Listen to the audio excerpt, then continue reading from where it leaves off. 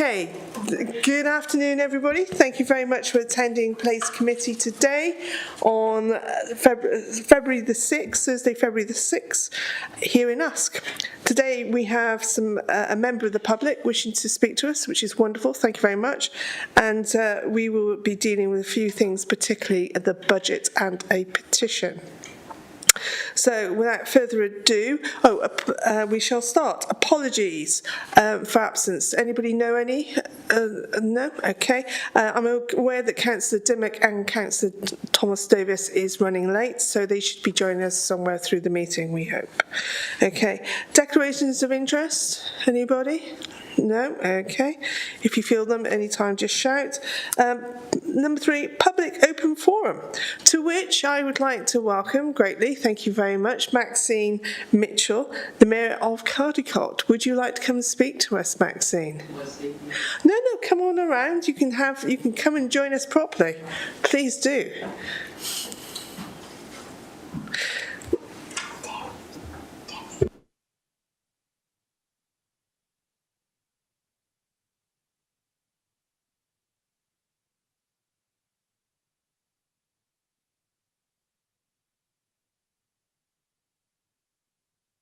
Come around to the podium.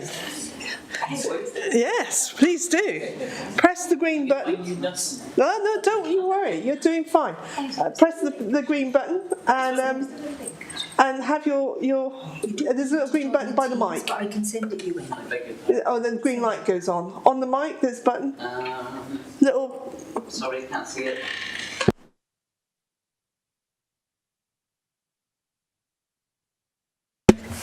Beg your pardon. Don't you Thank you very much.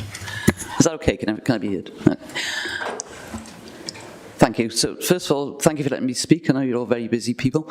I'm here to back up really what you've probably heard from Councillor Strong. The crossing at the Cross in Caldicot and the development there has been it's great that we've had work done. We're very grateful work's been done in Caldicot. However, we've got a situation, as some of you are aware, that the crossing is practically invisible. Rather than a traditional black and white crossing, it's actually shades of grey. When we have bad weather especially, during the evening, it's invisible. It's invisible to the public trying to use it as a crossing and motorists. As glad as we are, as I say, the development's been done, we would ask that it become more visible to drivers and to pedestrians.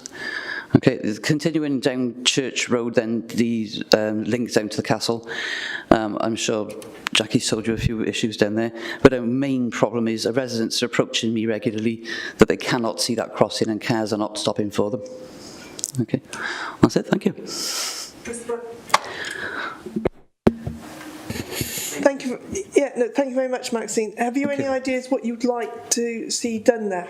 Yes, we'd very much like to see a colour or a visible crossing, black or white, whichever, something visible from the pavement and for road users. And that's what I would request, please. Yeah.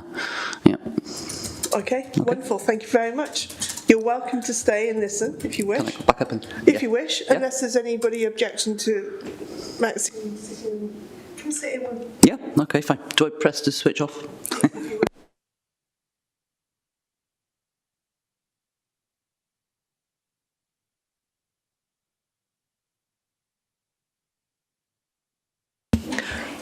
Sue?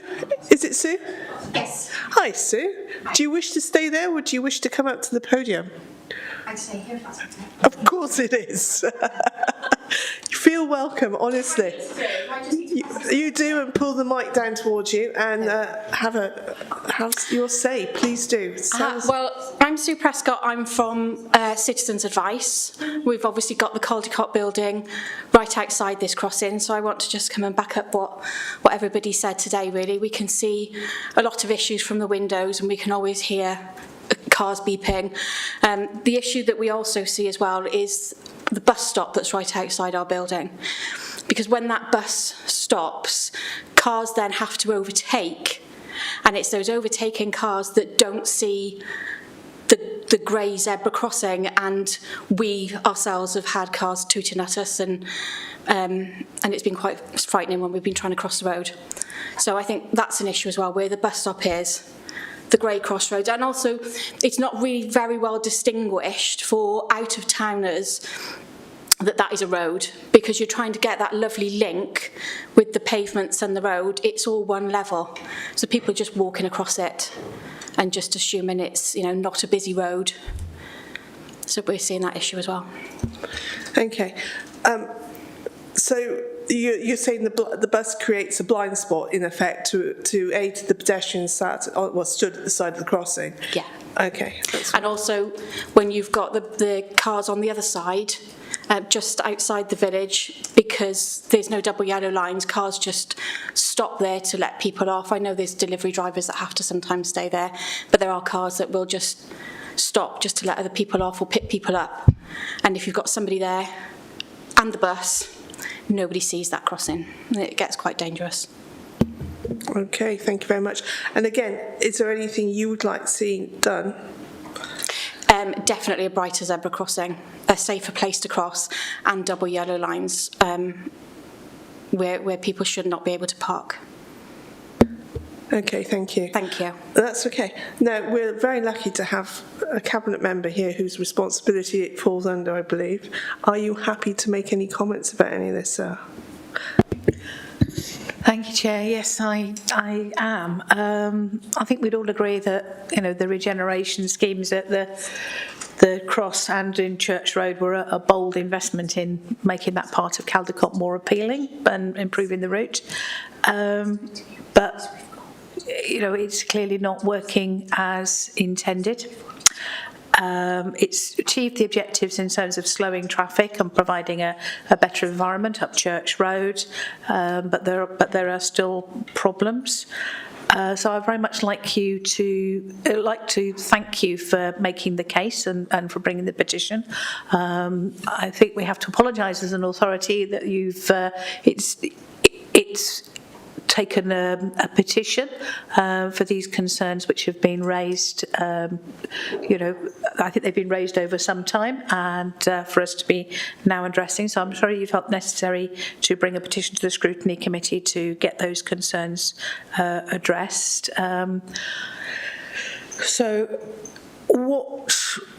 Where we're at, because concerns have been raised about Church Road as well as the Cross, is that we're reviewing the original road safety audits that were carried out in 2020 and 2023 on the pedestrian crossing, ensuring that the actions have been carried out before undertaking an updated audit.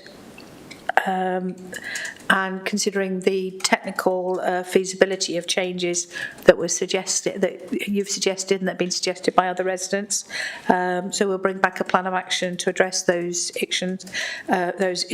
We've convened a group from across departments who walked the route and observed the issues themselves yesterday, because the issues that raise are beyond the obviously the crossing, and we looked at that yesterday.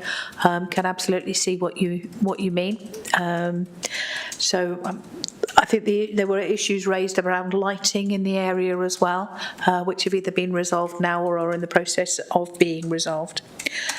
So I think that group of officers have seen the issues for themselves yesterday, and we now have a task and finish group which will look at all the suggestions that have been made by councillors and by residents, and bring back a detailed action plan and put in place as a matter of urgency whatever the safety audit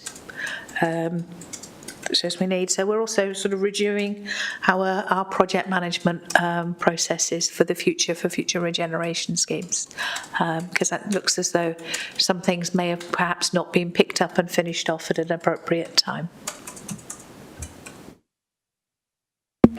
Thank you. Do we need to do the agenda bit, or do you wish to comment? No, it's just that because we've had the public forum, we've had the discussion before we've actually presented the petition, and it just feels a bit... I know, I was allowing the continuity. I know, it's fine.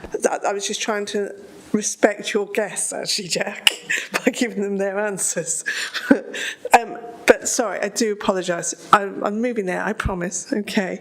Thank you very much, Councillor Birch, for your answer.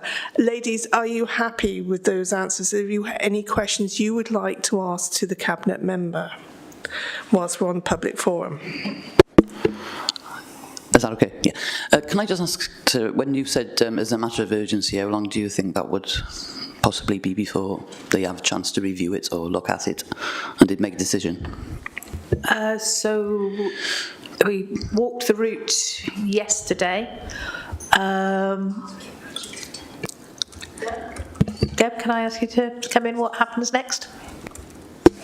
Okay, so in terms of the actual zebra crossing, which I think is the area that you're most concerned with, we agreed yesterday that actually we do need to do something.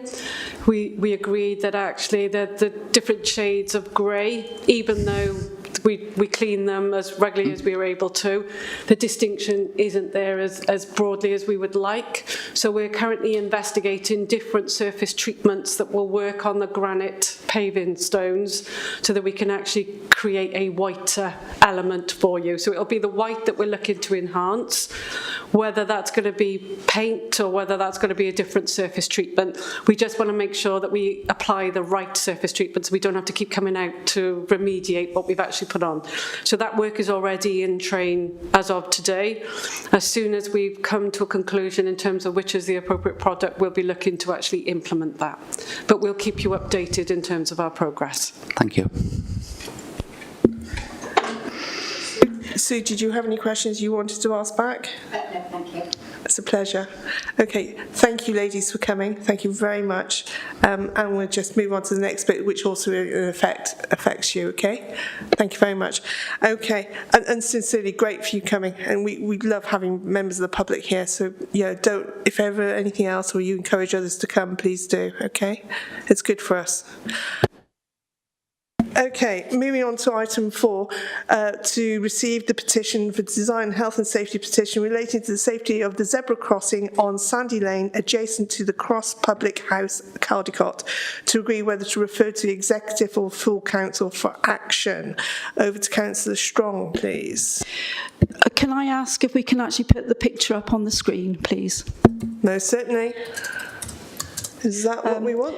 Thank you. I think the three photographs that you see on the screen actually illustrate some of the issues that brought us to where we are today. So obviously the top one, you can hardly see the crossing. I know it's sort of probably the sun is going down, but it illustrates, and I think that was prior to one of the issues in the petition was to mend the Belisha beacon that actually got damaged in an RTA, and that's since been sort of obviously made good. The picture on the left-hand side is of a vehicle parked in a non-parking area right in front of the crossing, and I think that's what Sue sees daily out of her window. I have asked officers if they'd put a camera or they'd speak to staff at the CAB, but I gather that hasn't happened, because I think we really do need to get a handle on what is happening day to day. There are no double yellows along that road. We've got 4 metal signs saying it's a no parking zone, but nobody takes any notice. So that is one of the reasons, or one of the other reasons. And you'll see the photograph on the bottom right actually appeared on the community page a couple of weeks ago, and I thought it was it actually illustrates that if you were a driver coming up to that junction or that roundabout, you'd know what to do, whereas the one at the top, who knows? It's just ambiguous about what happens. So I'll bring to my sort of little sort of spiel if that's okay, Chair. Thank you. Afternoon, councillors and residents watching online to this Place Scrutiny Committee. Thank you for giving me the opportunity to present this petition to council this afternoon. In doing so, I am acknowledging the town and county councillors and many residents of Caldicot and Sevenside who have raised their concerns about the safety of this scheme. As I stated at full council, consultants, architects and fads come and go. MCC officers come and go, cabinet members also. However, the residents of Caldicot are left with this problem. Although this petition relates to the zebra crossing, I would suggest that the safety of residents has been worsened by the modification to Church Road.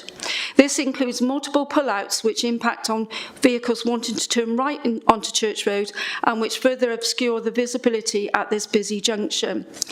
Much is said about the lived experiences of our residents in bringing this petition to Council. I am doing so on behalf of all residents that risk injury whilst crossing that road. It is even more imperative to have a safe crossing point for those residents with reduced mobility, sensory impairments and other disabilities. I, along with local residents, frequently see near misses caused in part by a total disregard of the highway code by thoughtless drivers who continue to park in front of the zebra crossing as they know parking enforcement and getting a penalty ticket is most unlikely. However, this is not the full story, as I feel the design of the crossing is the root cause of potential accidents. I ask the Council to take action to address the issues outlined in the petition. Because this petition was presented at full council, I acknowledge that action has been taken to mend the damaged beacon. The petition asks for the relevant Cabinet members, MCC officers, to present a detailed point report to the next available Place Scrutiny Committee, as well as to publish the results of any safety reviews and to carry out urgent review and to publish the results. So I'll read out the petition in full if that's okay. We, the undersigned residents of Caldicot and surrounding areas, wish to express our deep concern over the safety of the zebra crossing on Sandy Lane, adjacent to the Public House. In particular, the colouring of the strips make them less visible than traditional crossings with black and white stripes. The orientation of the crossing makes it difficult for drivers to see that it's there until they are very close to it, particularly in the dark and wet weather. One of the beacons has been missing for several months. The use of a no parking zone is less effective than double yellow lines in deterring drivers parking close to the crossing. There is little or no enforcement when drivers park on zigzags or at the crossing. So that was, and I acknowledge that the beacon has now been mended. I know at this scrutiny committee we've got a couple of choices as to where we go with it. And as we've heard today, officers, got a task and finish group, the Cabinet member Sarah Birch has started to work on it as well. I would suggest that we ask them to come back to report back to the scrutiny committee when we've got some more information, if that's agreeable to other members of this committee. Thank you for listening. Thank you. Thank you very much. And would you like that information sent to you, Cabinet member, or not? Yes, absolutely. I would very much like the opportunity to report back on the actions taken, and this is one. These projects have been part of a longer programme of investment in Caldicot in active travel and regeneration schemes. So I think I would like to commit us as an authority going forward and commit myself in working with the residents in the design of future schemes to ensure that residents' views are heard and needs are met. If I may, Chair, can I just update on the next scheme to go? Please do. On site, which is the improvements to enable walking and cycling and safe routes to Caldicot Comprehensive School in Woodstock Way. Following discussions and the feedback from residents about the scheme, it has been amended. We will be dropping a part of the scheme that was felt to obstruct traffic flows too much, and focusing on the road safety improvements around the school, and that scheme should go on site later this month. Thank you very much. Councillor Butch, would you be able, when you visit down there, to go and, I'm sure Sue is obviously working very close to that area. Would you go and do the courtesy of just go and chat to them, make sure you're all, is that okay? Absolutely. And if need be, let Maxine know what's going on, and of course, Councillor Strong. Yeah, very happy to do that. Wonderful, because then they are all included. All right. Thank you very much, ladies, for coming. Thank you. Thank you very much, Chair, and thank you to Sarah and Deb as well. We really do appreciate being listened to, so thank you. Thank you.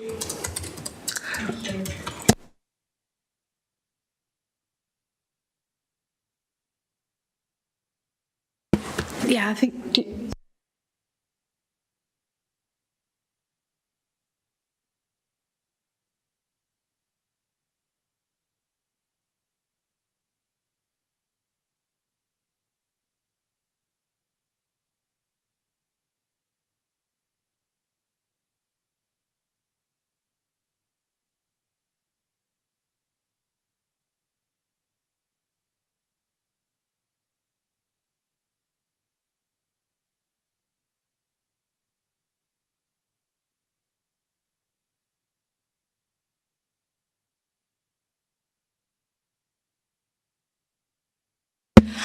Okay, ladies and gentlemen, thank you very much for that. It's really, really important that the members of the public come and speak to us, so thank you, Councillor Strong.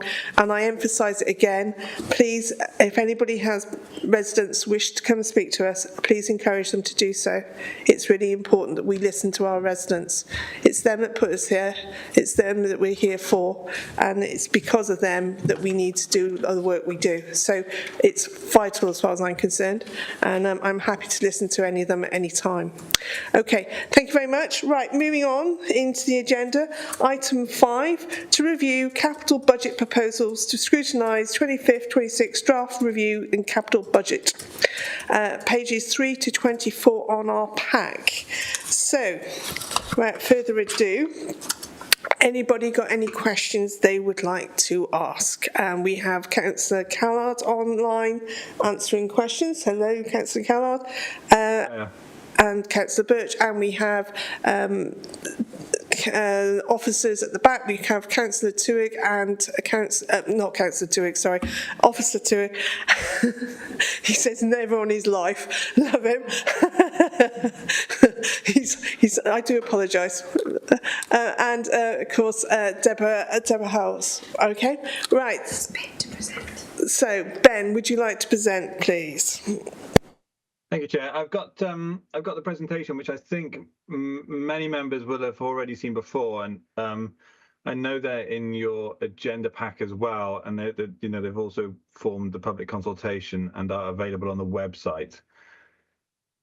For me to run through the whole presentation takes about half an hour, 35 minutes, which I'm happy to do if the committee would like, but I could also do a shortened version, so I'm happy to go with how you'd like. I'm happy for you to do the presentation. It's just more of a chance for more public to see this particular meeting and to get more chance and to ask more questions. So if you don't mind, let's do the full ticket, as they say. Thank you very much. If you just hold on one sec, I'll just share my screen and I'll bring the presentation up.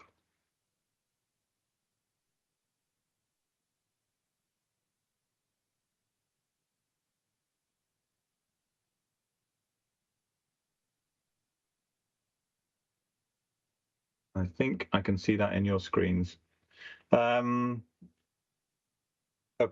firstly, thanks to the committee for having us today to talk through the budget proposals.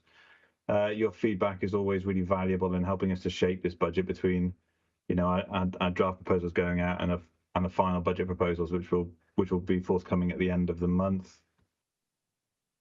You will know that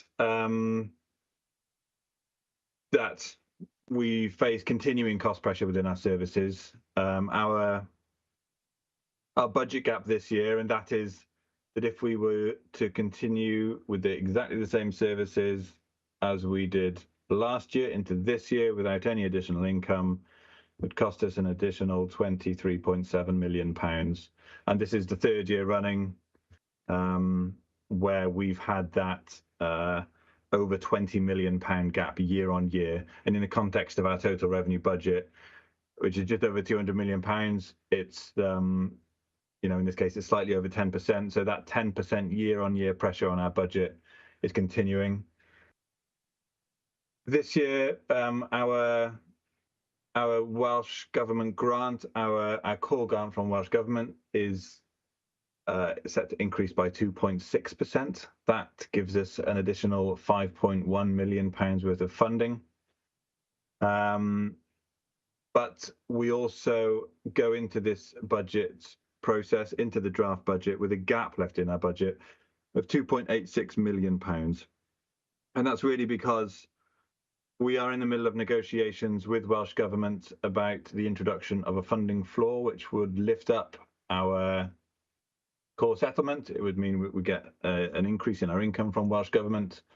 And so we're working with this gap in our draft budget proposals with the expectation that they will largely be filled by an increase in funding from Welsh Government. And our negotiations with Welsh Government are very positive so far. We're also proposing big investments to respond to the pressures within our services. That's an additional 10.6% for health and social care and 10.7% for education. That 10.7% for education includes an additional £1 million going into our schools to help them restore attendance levels and standards.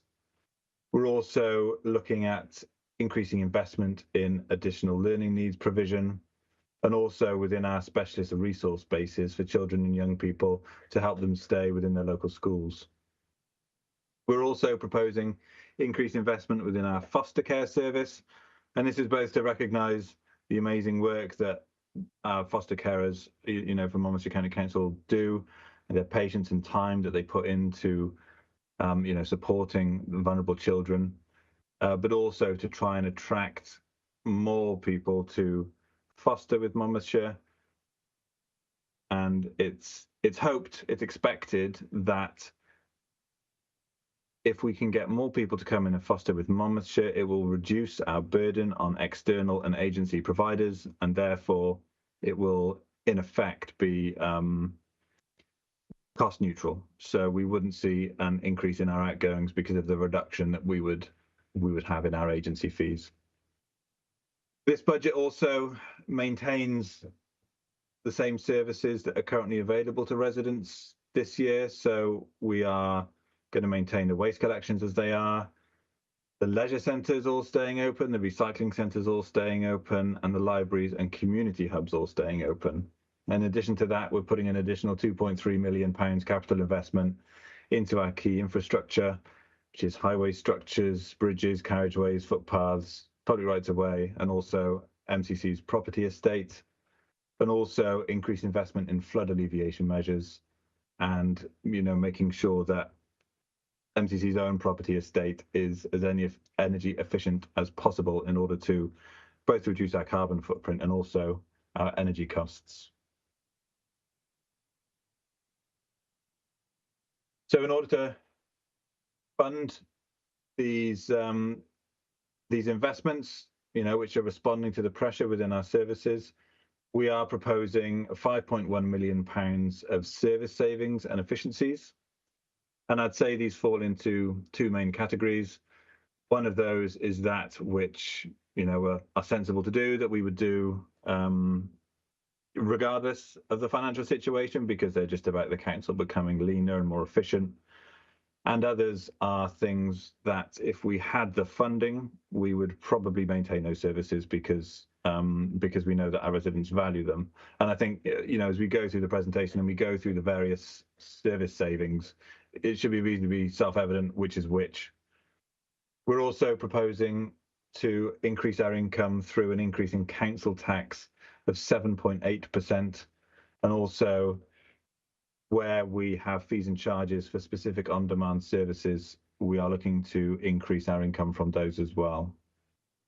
And in parallel to these proposals, impact assessments have been done, so we can better analyse the impact of any of these proposals, on our residents, and where possible, put mitigations in place to limit their impact.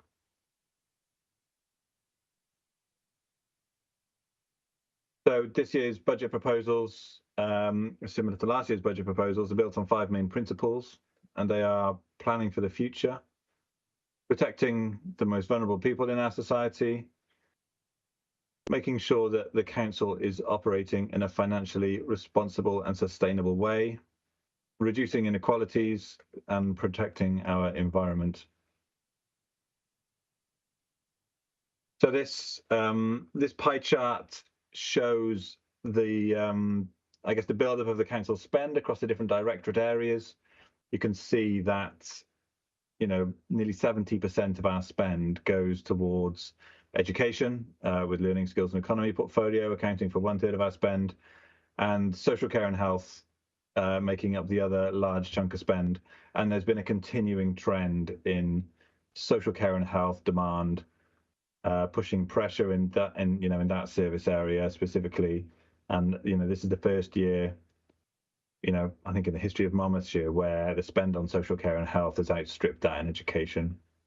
And then we've got some of the other, I guess, areas that make up a smaller proportion of our spend, but actually a lot of these areas are some of the most important to our residents. They're the ones that they associate with the services that council provides, such as waste services, transport, the leisure centres, and things like our road infrastructure and stuff like that. So this pair of stack bars explains on the left-hand side the £23.7 million cost pressures that we're facing. So in that you can see the service demand that's rolling from this year into next, £5.8 million. New service demand that we're projecting into next year. Pay inflation, and just a note on pay inflation, these are nationally negotiated pay settlements. As a local authority, we don't have any influence over them. So we put in our budget a number which uses the best intelligence that we can get at the time to make a best guess about what the pay demands are going to be for the next year. And in there as well, we've also got non-pay inflation, our schools investment of £1 million, and also the increases in national insurance contributions from the employer side.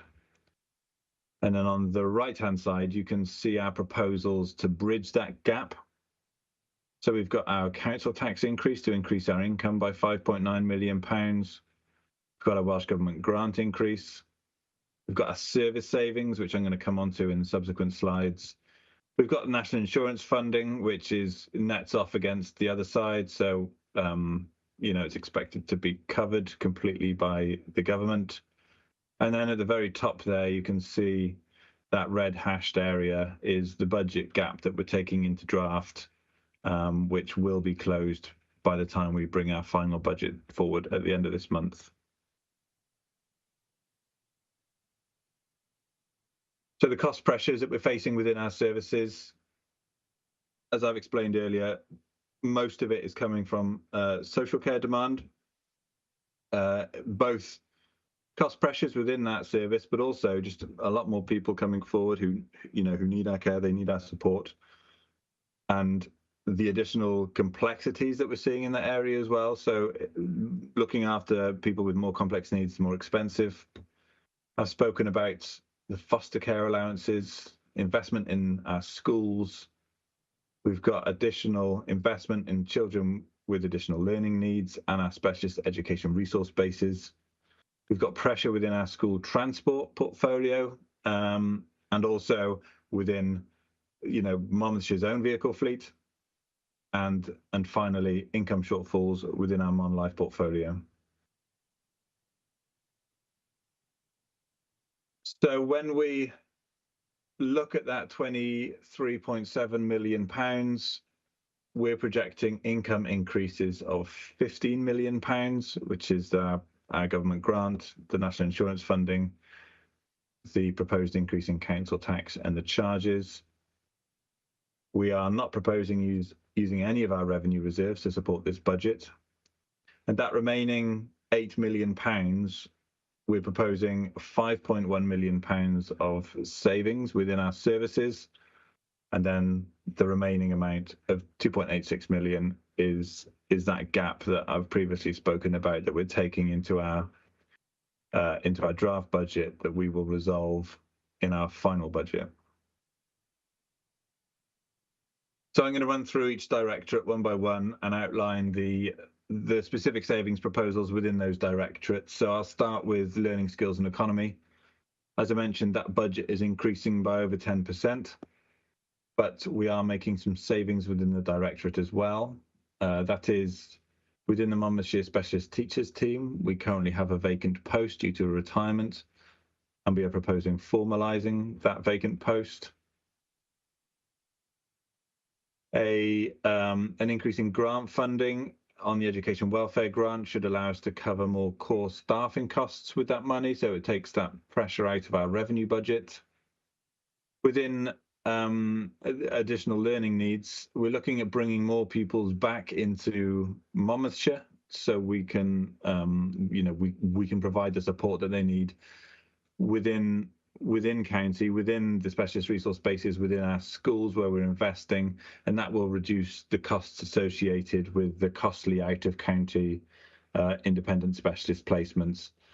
And the proposal is, that this would only happen during transition periods in a learner's education anyway. So, it's not like someone would be like taken out of, their environment, halfway through school year or anything like that. It's intended that at natural periods of transition within their educational journey, that they will move into a provision provided by Monmouthshire County Council. We're also looking to fund transformational costs, so it's changes within the SRBs and the digital rollout within our schools from capital receipts rather than from the revenue budget. And also, lastly, the new school, which is going up in Abergavenny, the new King Henry VIII school, will come with a significantly lower maintenance bill than the outgoing building, as you'd expect, and there are savings associated with that. Moving on to our social care budget, our adult social care service is looking to continue the practice change agenda, which is already being brought forwards, about right-sizing care packages for our residents and making sure that, we're drawing on our partnerships to make sure people are getting the right care from us, and also conducting a staffing review where we're carrying existing vacancies within our home care teams to formalise those vacancies. Within children's services, again, it's a continuation of ongoing work to look at our placements and our practices with regards to our children's services. I'm sure the committee will be aware that recently Cabinet approved its third acquisition of a property, so we can bring these, the care of these children back into MCC, which provides better value for money.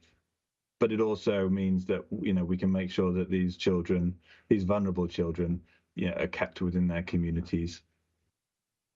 We have a part-time vacancy within our community meals team, which we're looking to formalise. And where we charge fees within our social care and health directorate, we're looking to increase these fees, particularly in the public health trading standards and registrars. And I think it's worth mentioning at this point that for social care, there are caps to some of the fees that people can pay, and the fees are also means tested. So people on low incomes are protected, and also there's a limits on how much anybody can pay. And finally, we are looking at the removal of the head of public protection posts with a review of the long-term arrangements within that team to make sure that we've got sufficient leadership within that area and have interim arrangements in place in order to make the saving for the next financial year. Our infrastructure and place budget, we're proposing to increase it by just under 10%, by 9.7%. However, we are looking for the following savings within this portfolio. So we're looking to increase planning application fees and car parking charges, building control application fees, home to school discretionary transport fees, and also to introduce an annual membership fee of £10 for those that use our grassroots service. We are also bringing forward the proposal which was passed by Cabinet in the autumn to revert to statutory distances for home to school transport for our learners of 2 miles for primary and 3 miles for secondary school pupils. We've also restructured some of the senior management within the council, which has brought forward savings of £170,000. Within the homelessness area, we are bringing forward savings by reducing bed and breakfast usage, and where people need temporary accommodation before they can be, found more permanent housing, utilising the old Seven View care home, which is being renovated. I believe it's nearly finished, in order that we can provide that temporary housing rather than sub that out to bed and breakfasts.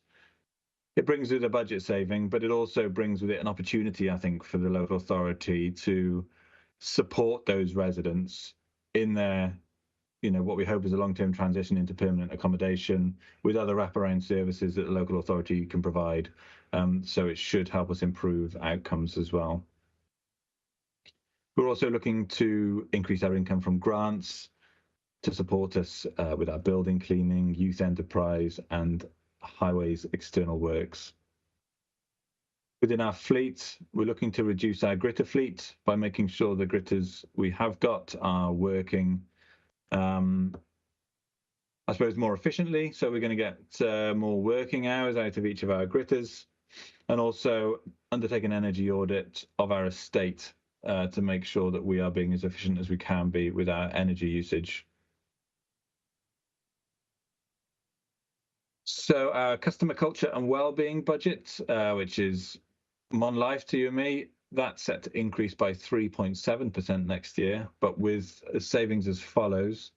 So we currently provide a subsidy to the Borough Theatre in Abergavenny, and we're looking to reduce some of that subsidy by making sure that the building is being used as efficiently as possible, that when it's open, we're using all the space as efficiently as possible and trying to consolidate that.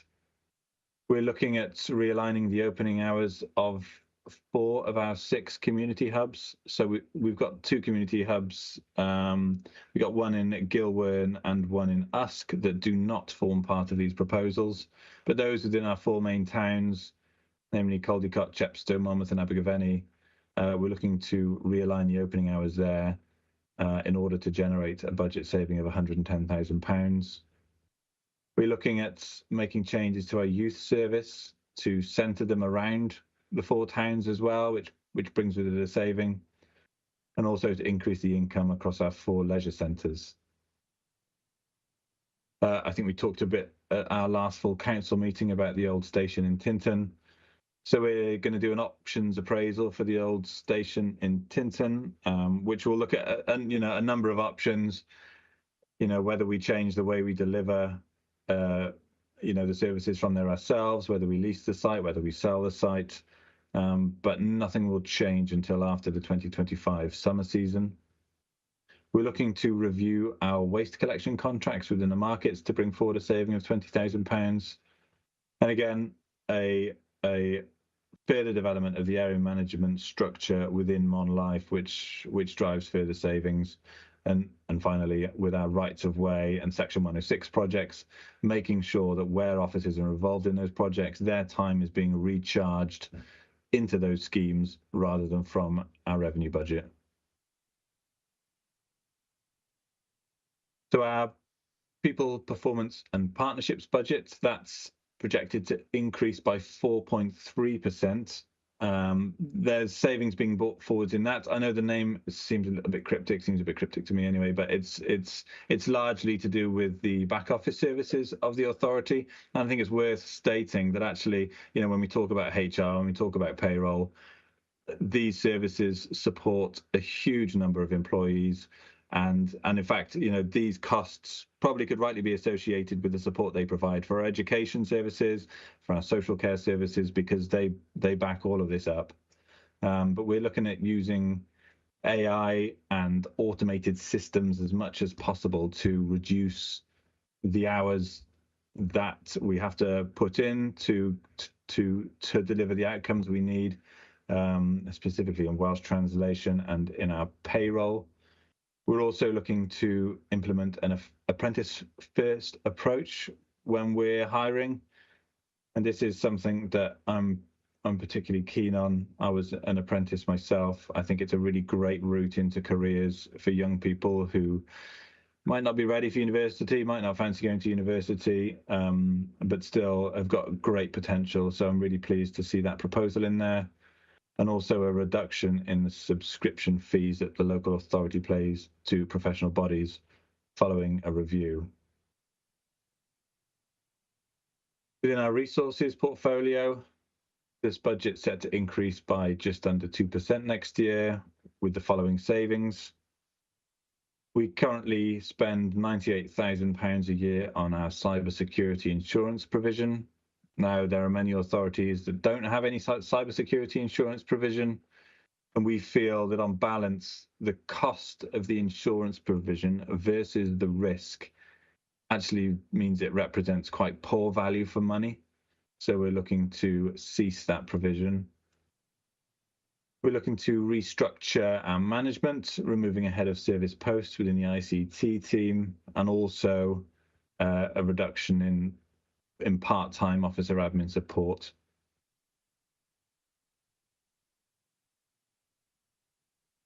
I mentioned earlier in the draft budget, it is our proposal to increase council tax by 7.8%. You'll remember this is a similar increase. It's the same increase as that which passed through council last year. This provides £5.9 million of much needed funds to sustain our services. And there's also help for those on lower incomes. The last council meeting, we passed our council tax reduction scheme, and also a number of discounts for students and single person households.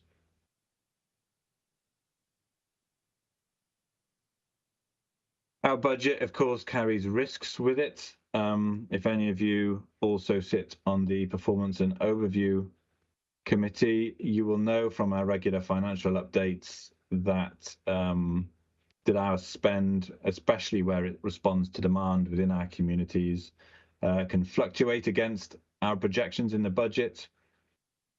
We recognise that. We use the best information that we have at the time when we bring this budget together, but there still is an element of risk that the demand for our services may be greater than we anticipated.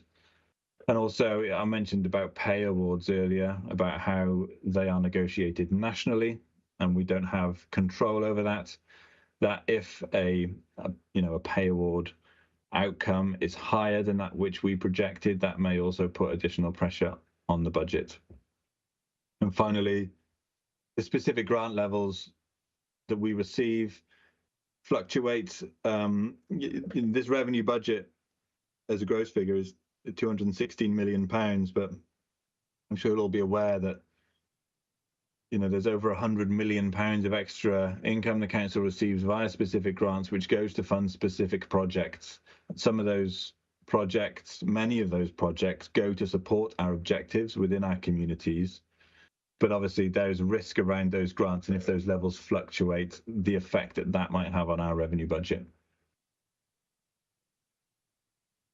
The capital programme, I mentioned it very briefly earlier, but it involves the maintenance and enhancements of our estate, including our roads and our schools and our leisure centres. We're going to continue to support our council priorities in line with the community and corporate plan, and we're going to invest a further £2.3 million. This is on top of the additional £1 million we put forward last year to go towards our key infrastructure, which is predominantly around highways, structures, bridges, carriageways, flood alleviation, footpaths, public rights of way, and our property estate. And although that £2.3 million is most welcome, we all know about the challenges and the backlog of work, within our infrastructure, and this does not bridge that gap. So at the moment we are 2 weeks into our public engagement, the budget consultation. We've held a number of online events already with the public. We've held events with our schools, with our school governors. And these events continue up until, I think, the 22nd of February. I would invite everybody to take part if you can. If you can't make one of the sessions, there's a recorded session on our website which you can go and look at. And there's also a survey and a questionnaire on there, so you can provide feedback on the proposals, because I think the more feedback that we have, the more people that tell us what they think, we're going to be able to build a better budget, a stronger budget, if we can carry people's views with us, because we know that there are a lot of great ideas out there about things that we could do differently. So thank you, Chair. That's the end of my presentation. I'm happy to take any questions from the committee. Right, wonderful. Thank you very much. I'm sure you're going to have lots of questions. I'm aware that whilst we were doing that Councillor Dimmock and Councillor Thomas have joined us as we started the presentation on that. So thank you very much for joining us, guys. And I'm also aware Councillor Dimmock would like to ask a question first, I believe. So is there a hands up facility going up, Rob? Wonderful, thank you. For everybody else, yeah, wonderful. Councillor Dimmock, please. Thank you, Chair, and thank you, Councillor Callard, for that presentation. This is a bit of an urgent question, really. Obviously, it's got into the public domain yesterday, and it's the first I heard of it, that there are proposals put forward by the Regional Partnership Board to close Together Works in Caldicot, which I'm sure you're aware do some fantastic work with the Sevenside community. So considering the council is implementing service savings and efficiency measures, could the portion of those savings be reinvested in Together Works along with some voluntary funding to maintain and repurpose it as a community support hub? Because obviously my concerns are that the Sevenside area are going to be more disadvantaged than other areas throughout Monmouthshire. That's my first question, Chair. Thank you. Thanks for the question, Councillor Dimmock. I'd echo what you said about Together Work. It provides, a fantastic base for some of the services within the south of the county to operate. You mentioned it was it's funded by SPF funding, which sits outside of this budget. It's not something that we have direct control over. I would say that where you talk about the savings that are being brought forward in this budget, can any of those savings go forward towards, providing additional funding towards Together Works? I think in the context of this budget, despite those £5 million of service savings coming forward, we do still have a gap of £3 million. We're hoping that Welsh Government will come and meet us on that in order to reduce that.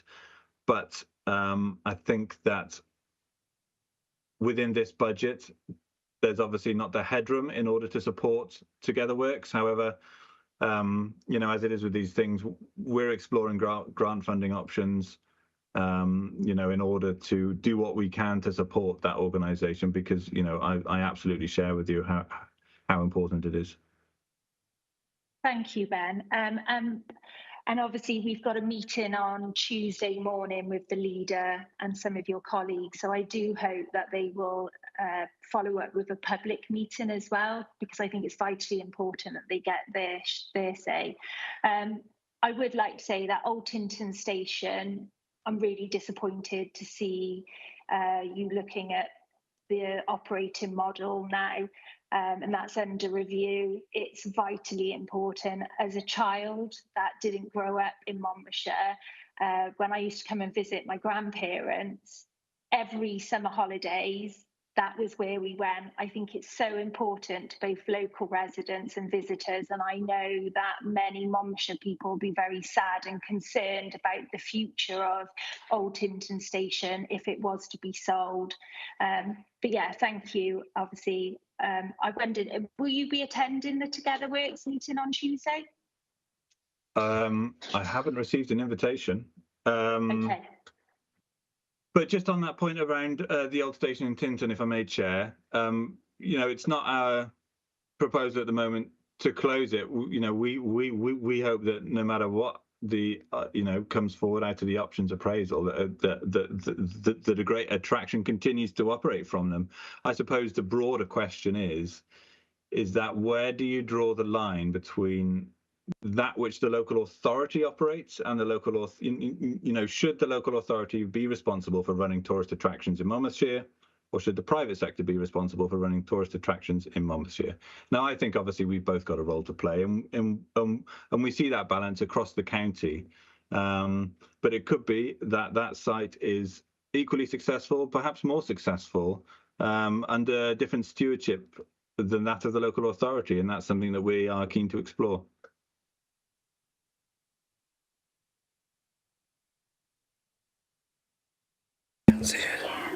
Who's next? So, is Lisa happy with that? Councillor Dimmock, are you happy with that, or do you have any other questions? No, I won't say I'm happy, but thank you. Thank you, Ben. Oh, sorry. Councillor Bryn, thank you. Joe Chen, and thank you, Councillor Callard. I've got 6 questions, Chair. Would you like me just to go run through them? Totally up to you. If you want to go, because you might have a question after they've answered you. So if you want to go singly, it's your choice completely. I'll run through them all if you want, and then, if there are absolutely, people how you wish. and if not, they can come back to me. Oh, of course. Okay. Oh, absolutely. Okay. So I've got. Our solar farm is set to lose 50,000 this year. Can you explain what is meant by, in this case, by grid outage, how we are negatively affected by them, and if there's anything we can do to mitigate the risk going forward? Can you tell me how many miles of roads were categorised as black and red under our latest road condition surveys, and what proportion of these roads will be considered for maintenance with the current budgets assigned to it?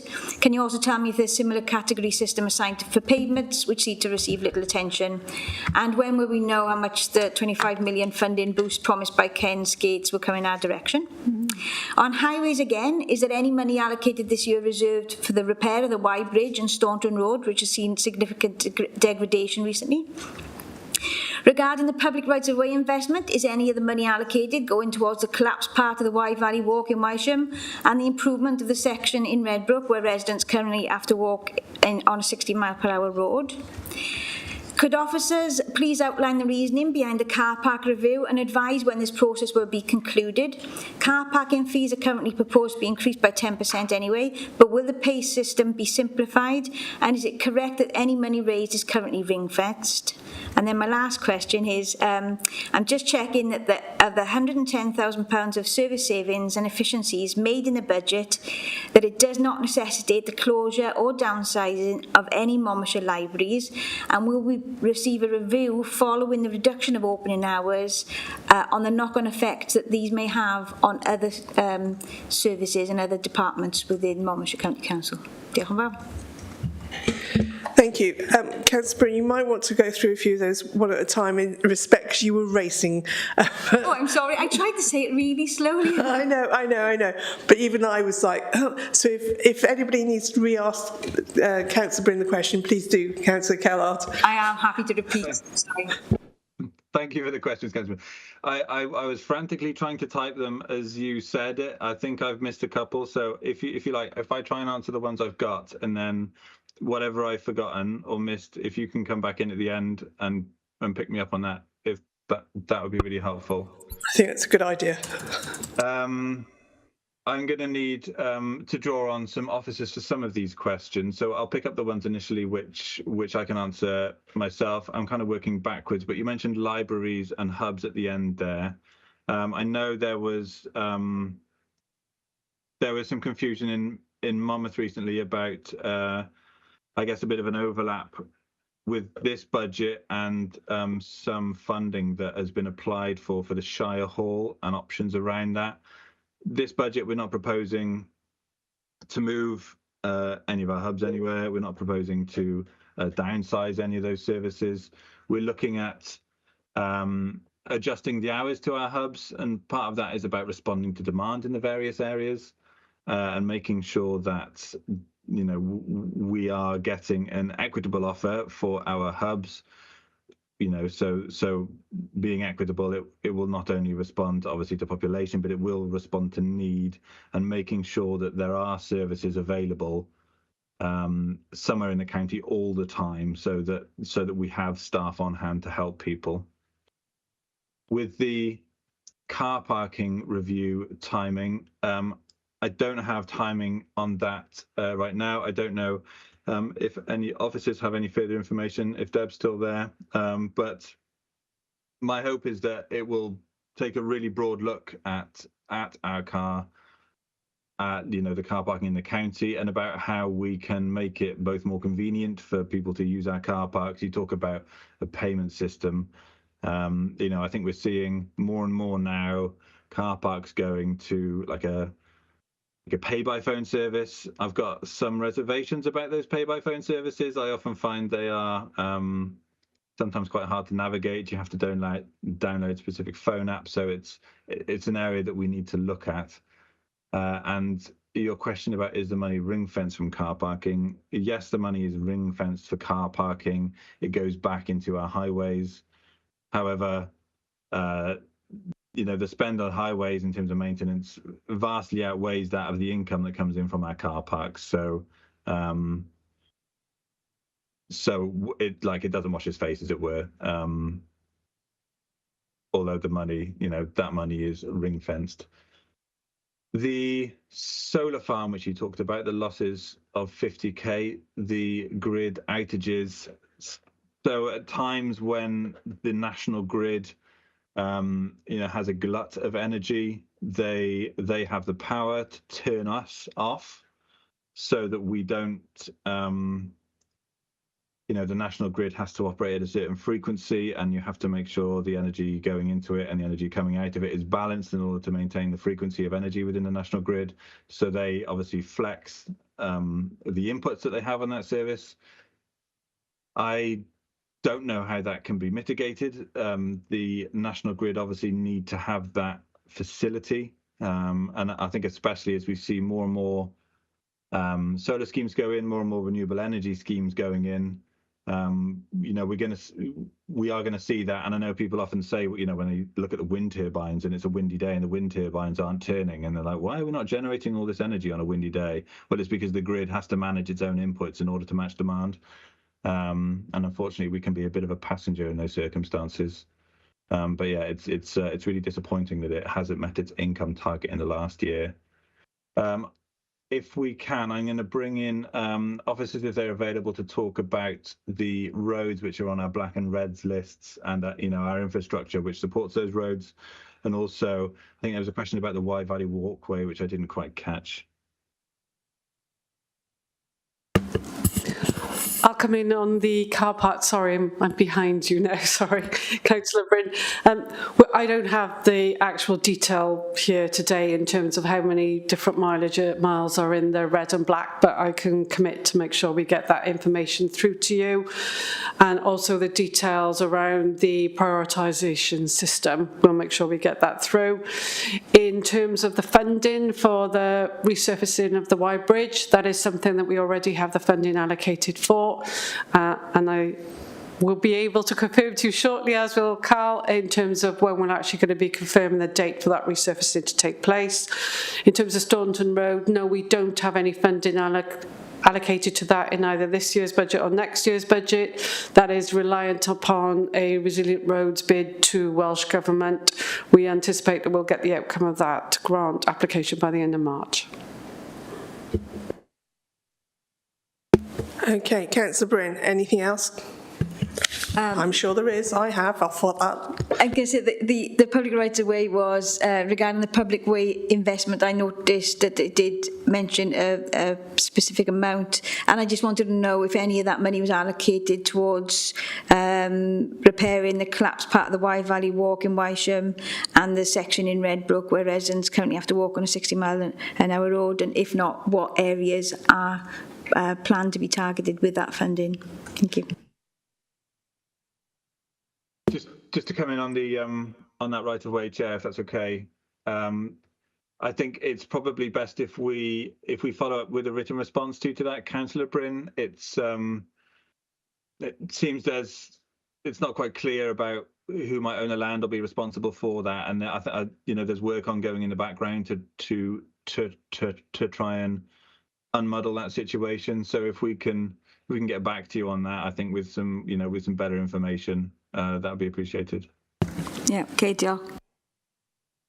Thank you very much. Thank you, Councillor Bryn. Good questions, as ever. Okay, next one, Councillor Brown. Yes, thank you, Chair, and thank you for the presentation, Councillor Callard. I just got a few questions. Looking at the community hubs, it says realigning opening hours. I saw 4 hubs to ensure consistency and availability throughout the county.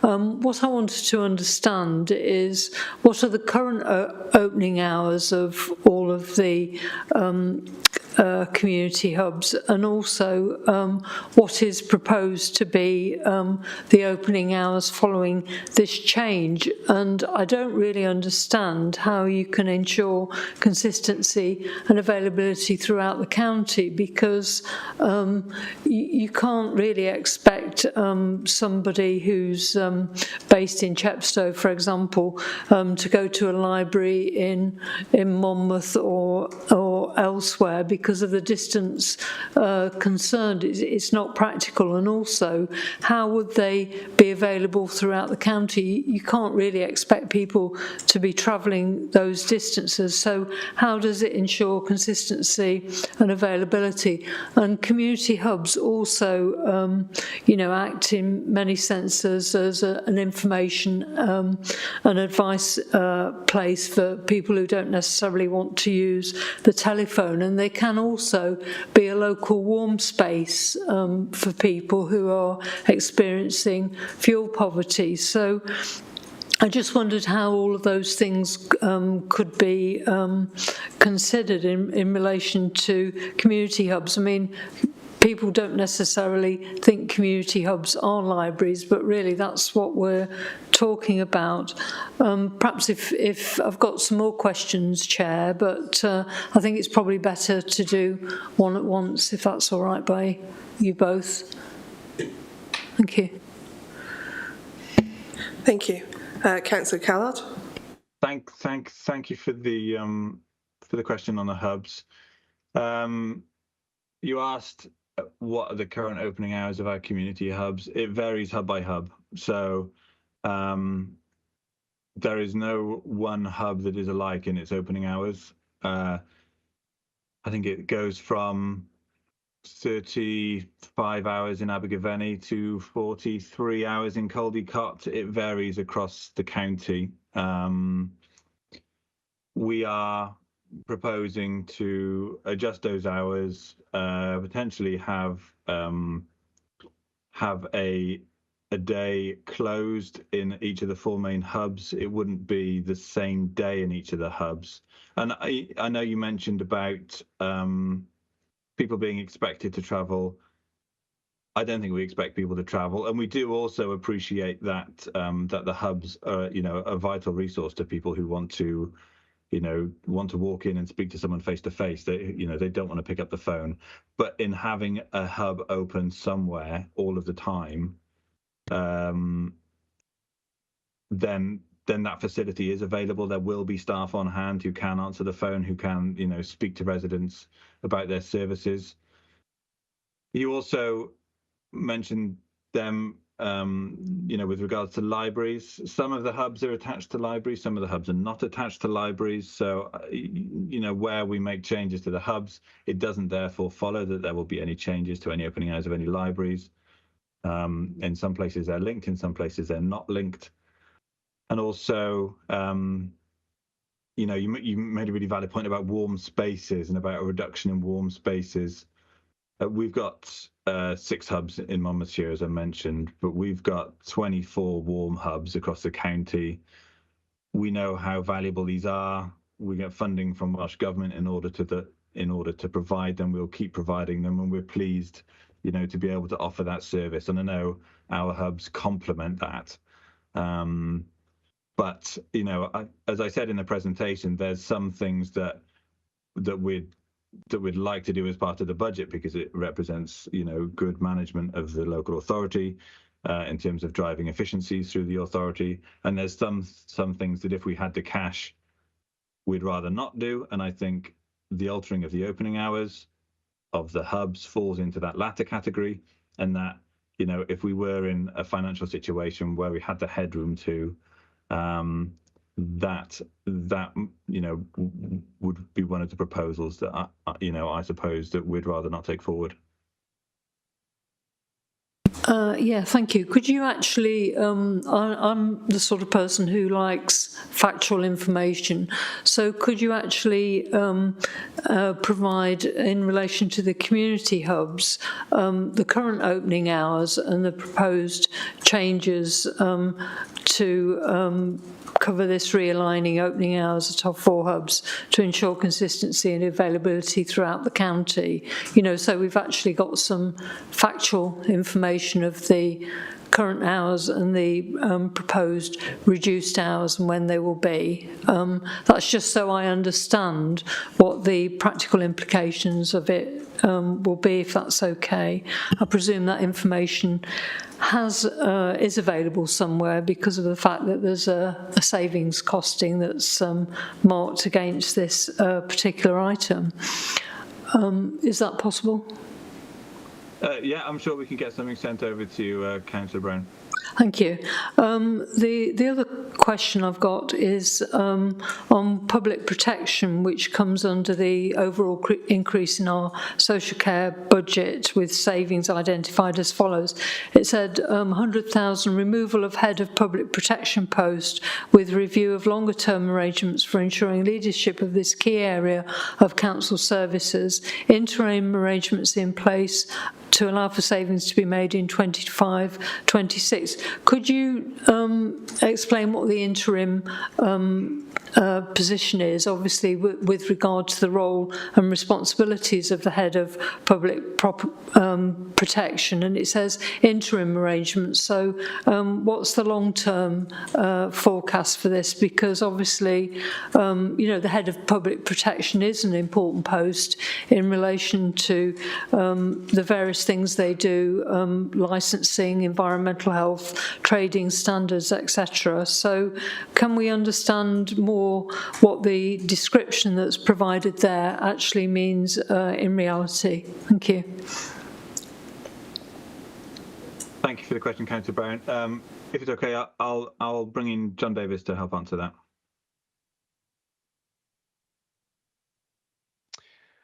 Good afternoon, everyone. Good afternoon, Chair.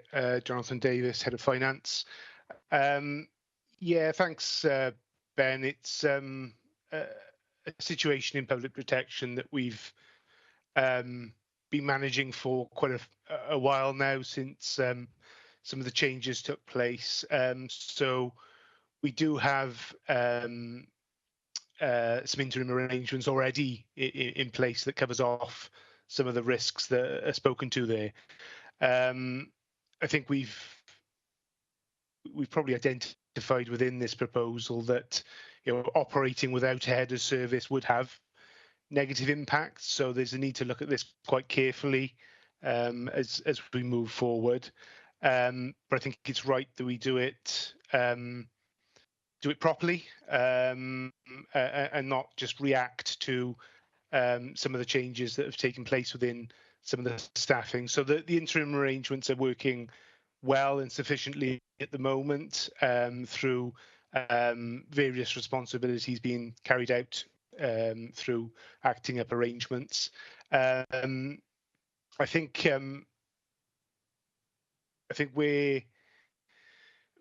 where this will lead to, I think we'll obviously carry out the review now over the coming months to see the appropriate way forward.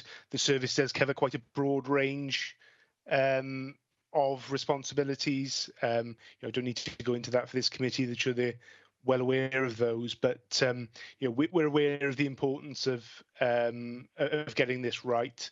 And I think it's important we take the time to do so. So, the saving that is in there at the moment does reflect that the current arrangements in place, but we're committed to doing that proper review.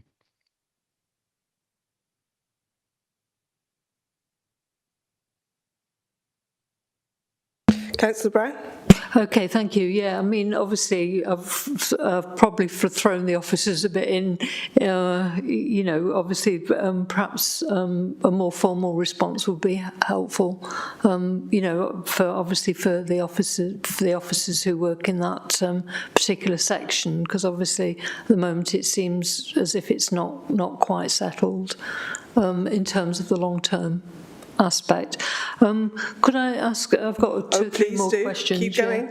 In relation to, it's on the budget context, it talks about constructive discussions will continue with Welsh Government about the necessity for a minimum funding floor to be added to the final settlement. But it does say, I think in what you spoke about, you were talking about that more or less that gap being filled, but in the first slide it says it's not expected that any such floor will cover in full the remaining budget gap of 2.86 million. So I wondered how you expected any shortfall to be covered, and how that would actually be covered. I mean, I am actually concerned about the fact that Monmouthshire only got a 2.6% increase, whereas the average across Wales was 4.3%. I think Newport got as much as 5.6%, and obviously there's no account of the reserves that are available for different local authorities. And if we'd got 5.6%, for example, then that would have more or less covered the amount of the increase in council tax that we're asking people to pay, from my calculation on that. So can you give us some more reassurance about how much of that funding gap is going to be actually filled? I mean, I'm just looking at this. It says planned increase of council tax of 7.8% provides 5.9 million of much needed funds to sustain service delivery. Well, 2.6% apparently gave us 5.1 million more, so that if we'd had the 5.6%, that would have virtually covered the 7.8% increase in council tax that we're asking for in this budget. So we're very much hoping that the Welsh Government are going to be, pretty generous. I'd like to see not only the funding floor covered, but if they could find any more, that would be very helpful. But I'm perhaps being a little bit too optimistic there. But that's the question about this budget gap. Thanks. Councillor Callard. Thank you, Councillor Brown. Yeah, I mean, I guess my rhetoric around the remaining budget gap is always that we hope that it will be somewhat bridged, but we don't expect the whole gap to be covered. The budget setting process is fluid. We know from when we publish our proposals in January to when we bring our final budget at the published at the end of February, goes to Cabinet in early March, that actually there's a lot of moving parts between now and then. Changes to demand within our services, changes to grant awards. So we're not expecting to have to go further with council tax or to make any further savings within our services in order to balance. You know, you mentioned about Newport getting a bigger settlement than us. I mean, Newport's it's a much bigger place than Monmouthshire, and population-wise, and it's also growing. So you know, if we want to get increases in income from Welsh Government in order to support us, we need to do what we can to support the growth of Monmouthshire as well. So you know, in that line, I hope you can support our replacement local development plan, because that really will be the foundation stone of us growing, you know, Monmouthshire, and also growing that piece of the cake which we can get from Welsh Government. Yeah, I don't think it's entirely the whole answer, because I know when I looked at it some time back, Newport actually had quite substantial reserves in their budget, and you know, I think, you know, from that point of view, there is a greater need in Monmouthshire. Thank you. Of course, I mean, yeah. Yeah, sorry on that. I mean, I'm not. I suppose I'm here to talk about our budget and defend our draft budget, rather than talk about the reserves that Newport may or may not have. But I think it remains a fact that there's still not enough money in our public services. You know, we're going to continue to keep advocating for them. I think we are seeing changes, especially with the new government in Westminster. Our financial settlement is significantly better than it would have been previous to the general election. So it's something that we know that there is more work to do, and you know, obviously we're going to keep pushing for the best deal for Monmouthshire. Oh, yes, please. Yeah, could I ask a question about homelessness? It says 555,000 savings driven from the reduction of bed and breakfast usage and utilising Seven View. Obviously, Seven View is in Chepstow, and I think possibly it's due to be started in the near future, as far as I know, the use of Seven View. But obviously, homelessness has always been, you know, quite a demand in terms of the overall council budget. So I wouldn't have thought it was an area where there were particular savings. And I was thinking, you know, in particular, obviously there's a shortfall of accommodation that's been brought to the council attention in Monmouthshire, and I appreciate in Monmouth, and I appreciate some of that is to do with capital investment. But could you just generally comment about? I appreciate the difference between using bed and breakfast and utilising Seven View, but could you explain, you know, in view of the tendency to have a high demand in relation to homelessness? Thank you. Thank you. I believe Councillor Birch wants to answer this one, if that's all right with you, Councillor Callard, unless you want in. I think that's a grateful thumbs up, personally. Thanks, Chair, and thanks, Councillor Callard and Councillor Brown. So I think we can all be proud that at the end of the pandemic, the Welsh Government instructed local authorities to continue with that everybody in approach, that we did not go back to street homelessness as happened in England. But obviously that meant that we then inherited a huge and expanding cost of keeping people in bed and breakfast, and where those people had particular needs or were considered, you know, we've had bed and breakfast accommodation, which we have been paying generously for, and also providing security, 24/7, 24-hour security in some of those locations.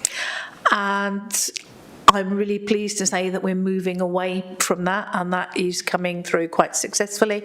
So the current numbers in bed and breakfast, I'm open to being corrected, but I think the latest report I had was 34 in bed and breakfast. Well, we do have a large number of people in temporary accommodation. Temporary accommodation is generally much cheaper than keeping people in bed and breakfast, whether that and often and generally a better standard of accommodation, because people, have cooking facilities at the very least. So it may be accommodation in a shared house, it may be accommodation in an individual property. We have leased properties. We've started to purchase and convert some empty homes, and the big investment that it will affect that budget in the coming year is that the Severn View, obviously as you know it well, the elderly person's home as was is being refurbished, half of it for use as temporary accommodation for homeless people. Where there will be wraparound support brought in, including, I think, conversations have started between the manager there and the churches in Chepstow and the third sector, so that we can really provide people with a good start to the next phase of their life, and as well as the opportunity to bid for permanent affordable housing. We've got more affordable housing coming through. Seen planning yesterday, I think it was 96 affordable homes were given planning permission. There are sites coming through, never as much as we need, but it is bringing down the numbers in bed and breakfast, together with the preventative work which the homeless housing options team are doing. That's preventing homelessness in a lot of cases, but we still do have to accommodate people. We're gradually bringing down, I suppose that you'd say, the cost per head and the cost of that accommodation, and that's where that saving is. And with the support of the Welsh Government through the Transitional Accommodation Capital Programme and through the housing support grant and the social housing grant, around 10 million this year, and we're expecting similar next year. And I'm pleased to say that those programmes are now expecting to spend year on year. We have a pipeline of schemes coming through, bringing down that cost to the authority of keeping homeless people in unsuitable accommodation. Yes, thank you. Yeah, and obviously I think the Cabinet member knows the concerns in Monmouth about, making sure homeless accommodation is available across the county. Thank you. Yes, we are prioritising Monmouth in looking for future acquisitions and working with the churches there in how they do a fantastic job in supporting people who are homeless and in temporary accommodation or otherwise vulnerable. Okay, thank you. Thank you. Okay, Councillor, any questions off that? Councillor Brown, you're happy, yeah? I might think of one en route, but I hope that's okay. That's fine. But okay. thank you, Councillor Birch. Councillor Thomas. Thank you, Chairman. I just want to build and expand on some of the excellent questions that we've just received from Councillor Brown. And following on from those questions to Councillor Callard on the realignment of the opening hours for the community hubs, there is also a similar proposal in the budget to recalibrate the operating model for some of our youth clubs, predominantly in rural areas, with a proposed cut, if I recall correctly, of some 40,000 to, quote, put those services on a more sustainable operating model. Can the Cabinet member perhaps in layman's terms explain what a more sustainable operating model looks like in practice to those communities and to those young people in particular who derive such benefit from those precious services in our rural communities? Thank you. Thank you for the question, Councillor Davis. We currently have a youth service, a rural youth service that operates in the south of Monmouthshire. There isn't one in the north of Monmouthshire. And we are looking to remove that provision and reinvest that, some of the funds towards that within the towns. So where in the north of Monmouthshire we have youth service provision in Abergavenny and in Monmouth. In the south, we are looking to align that so the youth service provision would be in Caldicot and Chepstow.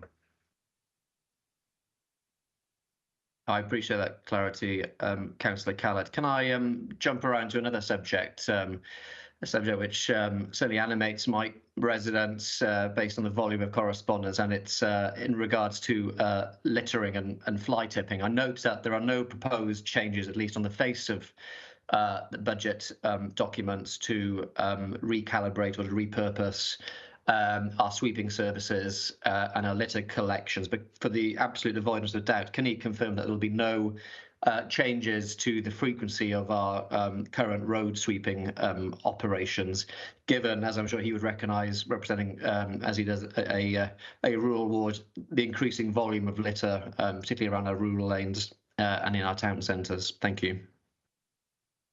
Thank you for the question, Councillor Davis. And your residents and my residents, we share the same ward.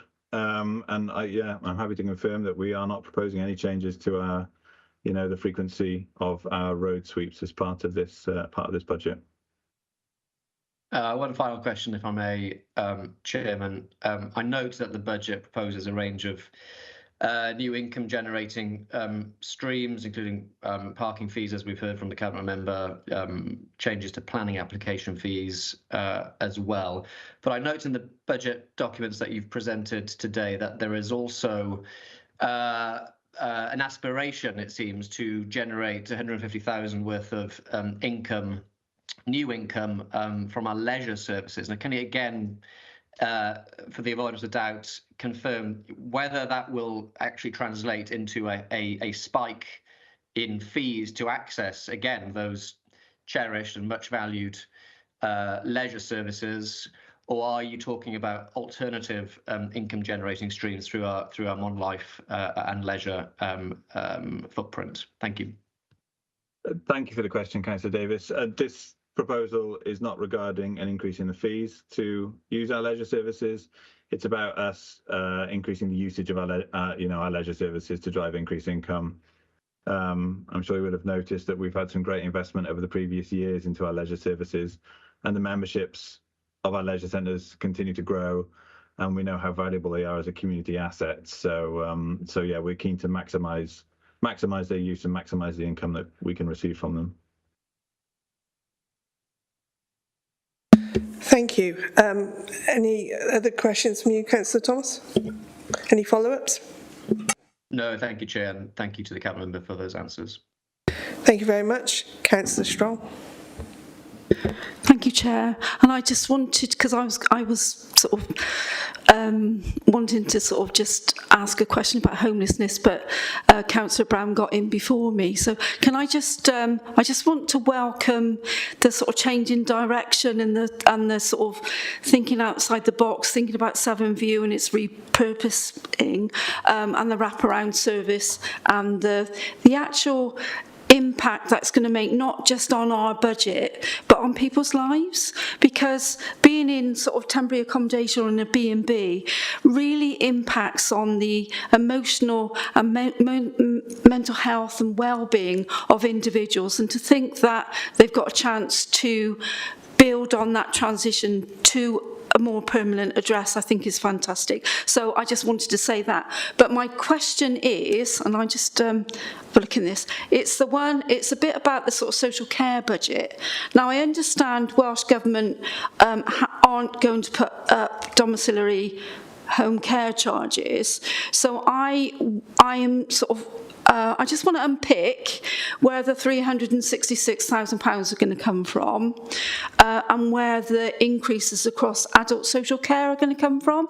And I don't know whether you've got that to hand today or whether we can have a written response to that. It would be quite helpful to know. Thank you.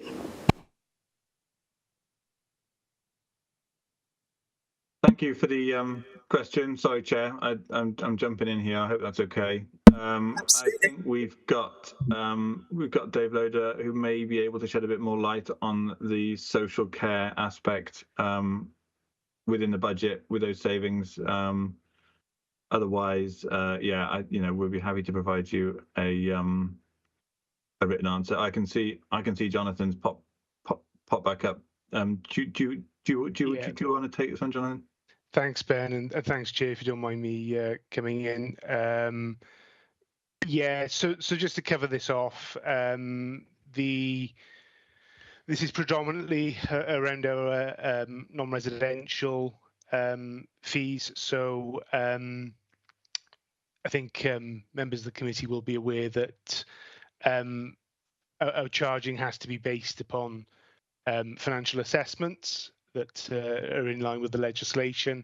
So that's the Social Service and Wellbeing Act that was published in 2014. So we are increasing rates for that care. It will be means tested, and there is a maximum weekly cap of £100.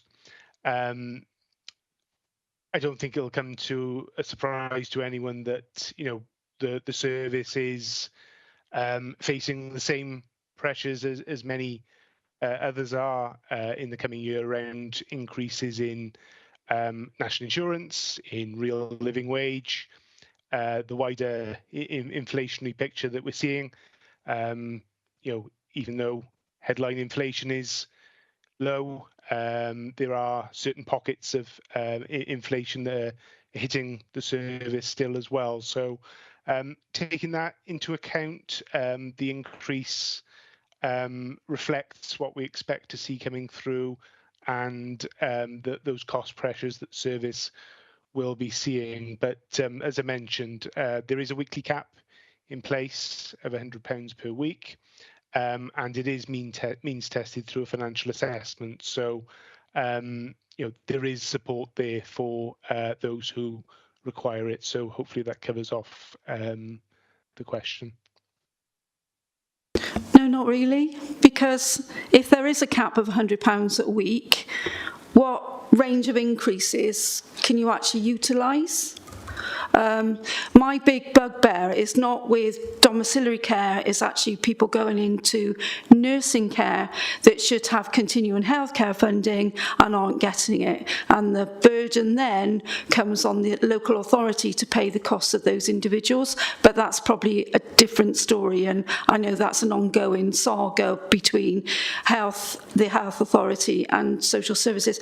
No, I'm trying to find out what the range of increases could be across social care if the cap is £100. So to specifically answer the hourly rate of care, the charge will go up from £20 to £24. That's for non-residential care. Okay, thank you. Okay, thank you very much. Any other committee members wish to have a speak, or even just councillors at all? Anybody else want to have a? Oh, Councillor Brown.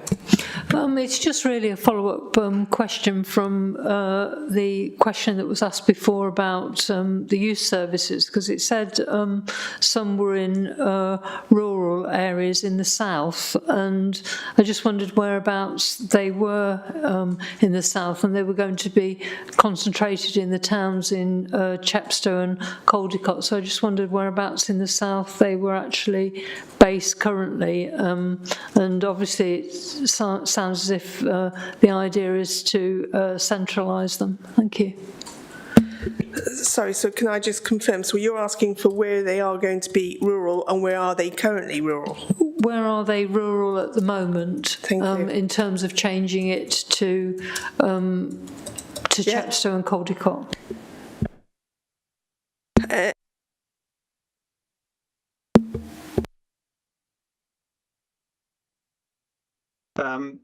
I am not sure we've got that information right to hand now, Chair, so apologies for that, Councillor Brown, but I'm sure we can share it with you off the back of the meeting if that's okay. Councillor. Thank you. Okay, thank you. Right, so I'm sorry, I've got loads of questions. I knew that's not too much of a surprise. Okay, thank you very, very much for all that you've presented so far, Councillor Callard. There's lots of stuff that's been come to me as a question because of what's already been asked, so I'll try and get them all in, but slowly. So from my understanding, we are now going to put a 7.8% increase, which is 3 times inflation on our council tax, which makes it a 23% compound interest over 3 years. I don't know anybody else, but that's quite staggering. Therefore, it means... I'm sorry, Chair, it's not compound interest. It's, we're talking about the percentage increase in council tax.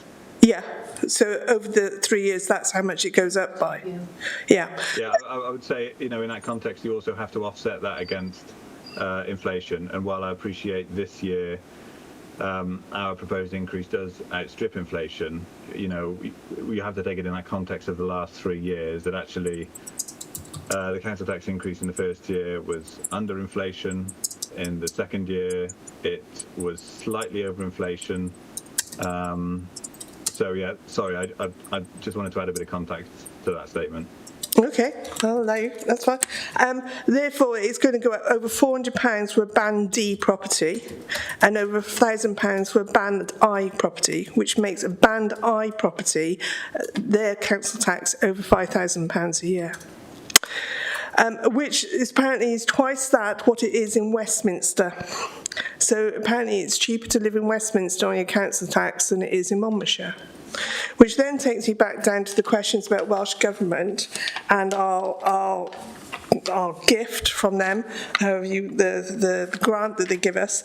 And Councillor Brown asked the question about the gap between. How are we going to plan to fund the gap between, please? That's my first sort of question. Because whilst you are... The gap between what?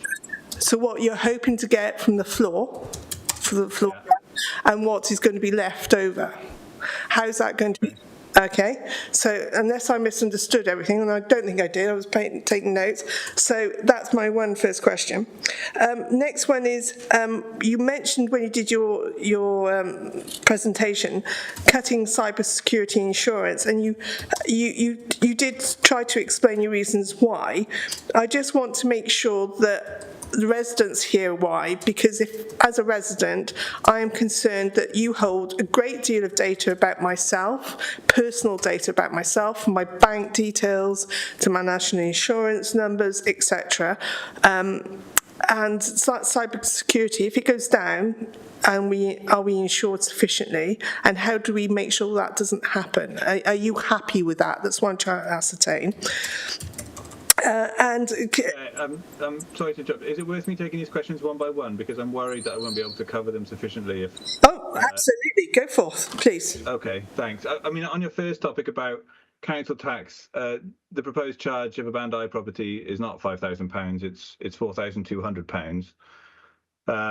And the increase in a Band D is £10 a month, which is £130 a year. I mean, you mentioned £400 a year. I'm not sure where that came from, but this budget proposal is going from £1,686 a year to £1,818 a year, which is an increase of £131.56 a year.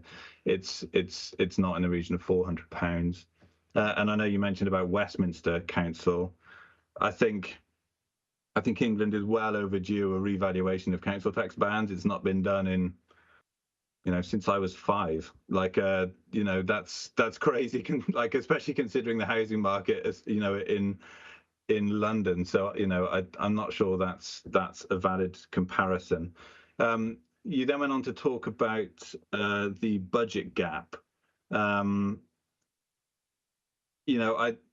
think I answered this earlier, potentially to Councillor Brown, that we're not expecting a Welsh Government floor to completely close that gap, but we have got, I would say, working away in the background, a number of potential positive sources of income for the authority, which is largely, grants from Welsh Government. So our expectation at the moment is that those will those will allow us to balance. We'll have more information on that when we get to our final budget. As you can imagine at this time, especially with the negotiations that are going on in Welsh Government with their budget, that there's quite a lot of moving parts at the moment.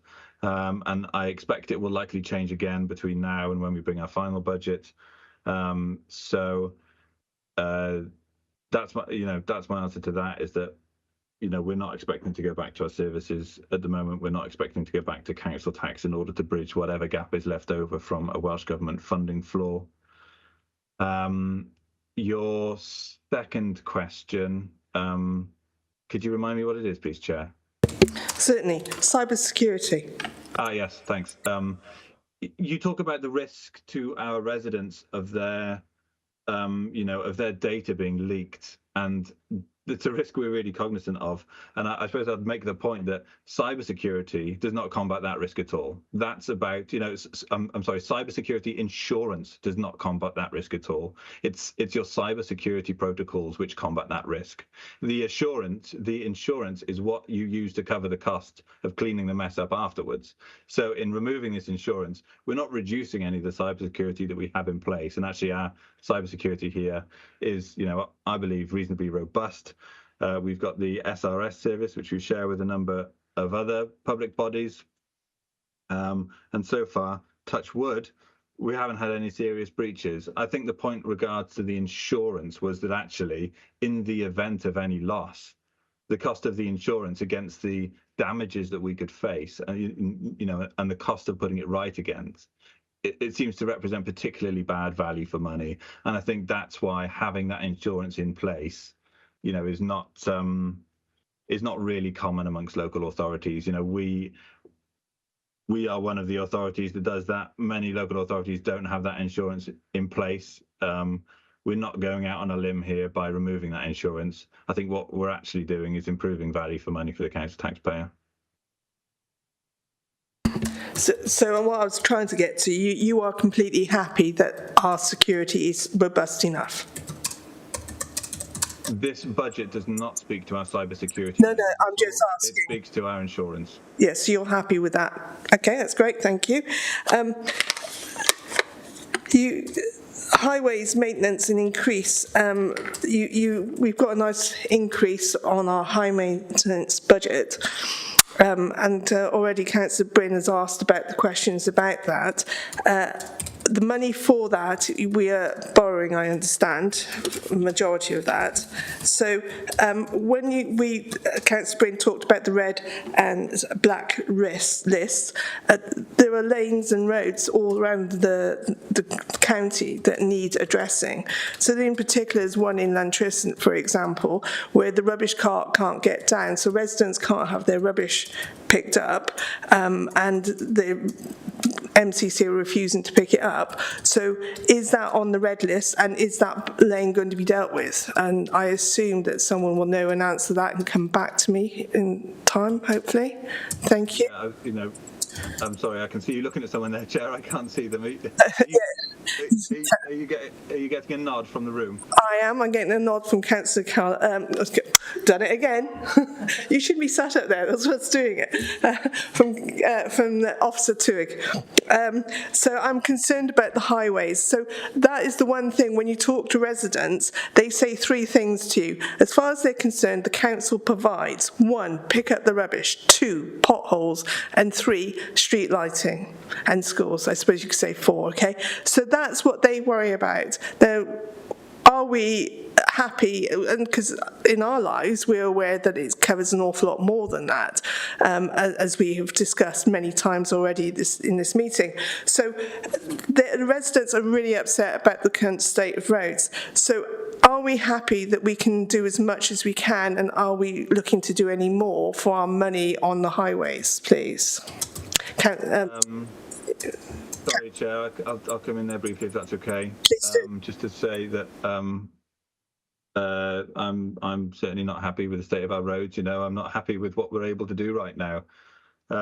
We've been given additional money from Welsh Government in form of a grant, which allows us to borrow some more money to put towards our highways. you talked about red and black risks. We know we've got a lot throughout the county, and in fact, often the risks are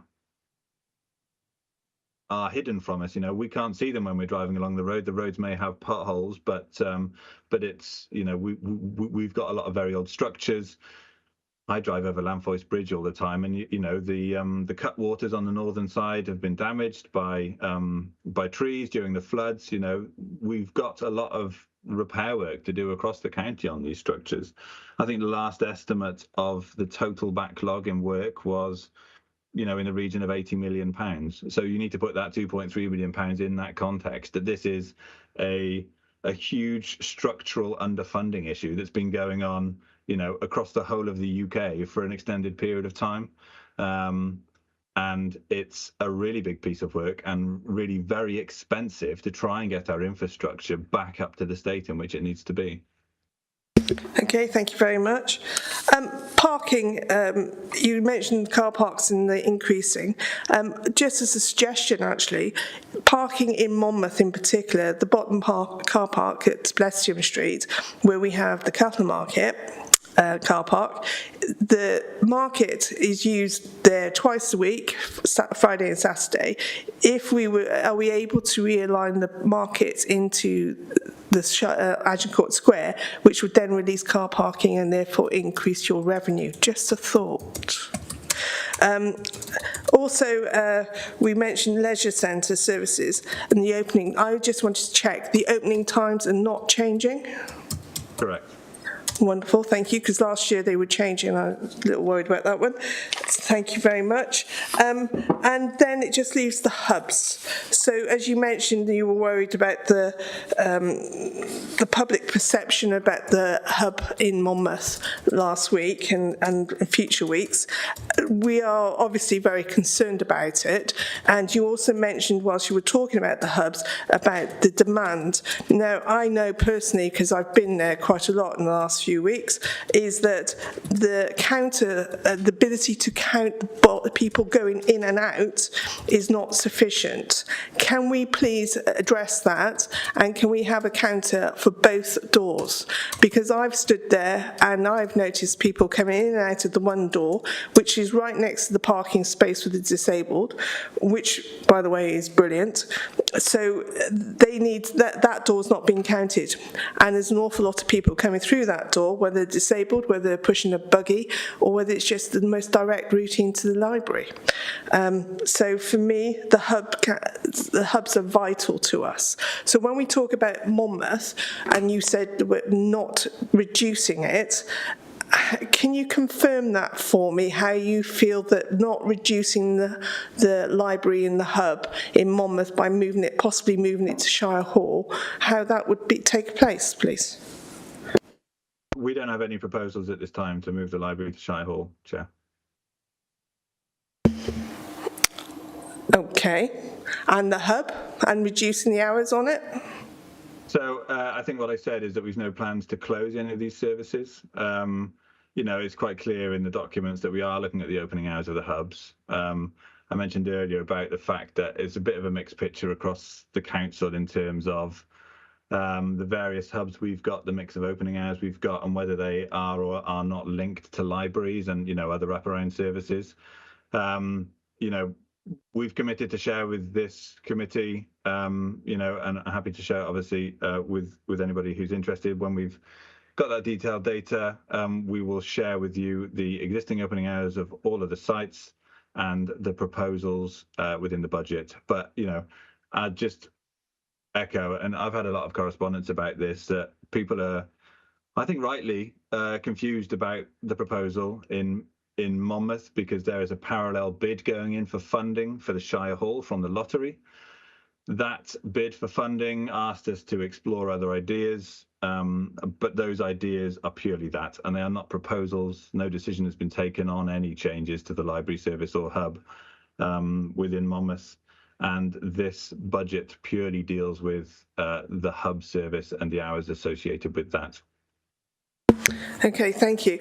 In relation to the lottery bid then, and Shire Hall, I was led to believe that what I called the old library, because I knew as a child is where the old library was, and I used to use it a lot, but where, as a child, where that room is, I was led to believe under the lottery bid that was going to be used for stuff from the museum so that they could bring some of the stuff out of archives and to make that available to people. So all the books, all the papers, the maps, all those sorts of things, rooms enabled ability to do that and to make use of all the stuff that's currently in storage in the museum. So no doubt you'll understand the reason why everybody's very concerned and very confused and very upset about what came out in the last week or so. Thank you. I believe Councillor Birch wishes to answer this one, Councillor Callard. Thank you, Chair. Councillor Callard, if you're happy for me to chip in. Yeah, The bid for the museum is within my portfolio. I think the proposals for Shire Hall are really exciting and have been developed, I think, in partnership with people in Monmouth and with the Heritage Lottery. I mean, our museum service is deservedly renowned, and there is the potential for the Shire Hall to become a really exciting modern museum and also a hub for heritage and culture. And to grow footfall. Now, I think as part of that development, it was very much right to explore whether co-locating the library service in that building would actually give a better experience to all users, whether that has the potential to, for instance, allow you to go into the museum on a Sunday and change your library books at the same time. So I think it was right to explore that, and we've had a very strong response to that initial testing the water, shall we say, about that, and but there's no firm proposal. And yes, I think one of the proposals for the Shire Hall are evolving, and the bid that will go in is for further evolution of those proposals and to bring that to fruition. As you say, the museum collections include a lot of documents and a local history library, as well as a lot of documents with the Nelson collection. So there is a historic library as part of so we currently have a historic library as part of the museum collection and the modern lending library as part of the hub. And the current proposals are that there is a reading room as well as education spaces and space for research and for education groups to take place.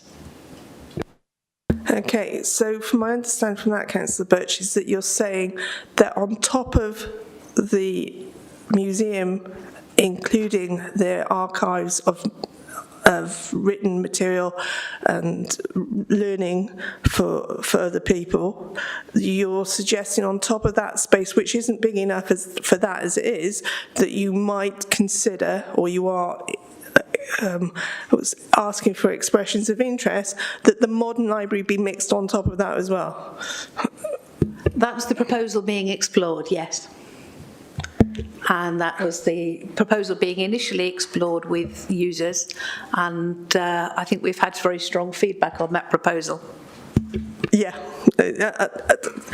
to simply put, there isn't enough room. I could go through it in detail, and I feel I need to now, that quite simply, there's no immediate parking and getting in for residents. There's no, there's no free parking immediately next to the shower hall, where there is by the Rolls Hall. The food bank also has access to it on the days when the food bank can't open. Also, it provides lots of other hub things. So, for example, women in crisis. So people can go into the library currently under the guise that they're going to the library, but actually they could be utilising an umpteen number of different things that are therefore giving them some privacy to their own wishes. Also, things like what happens in there, it's just amazing. And the footfall. So can I ask, could you please reinstate or instate a counter for footfall on both doors, please? Because there isn't currently. And this is of great concern to the people who think they're not being given a fair crack. Thank you.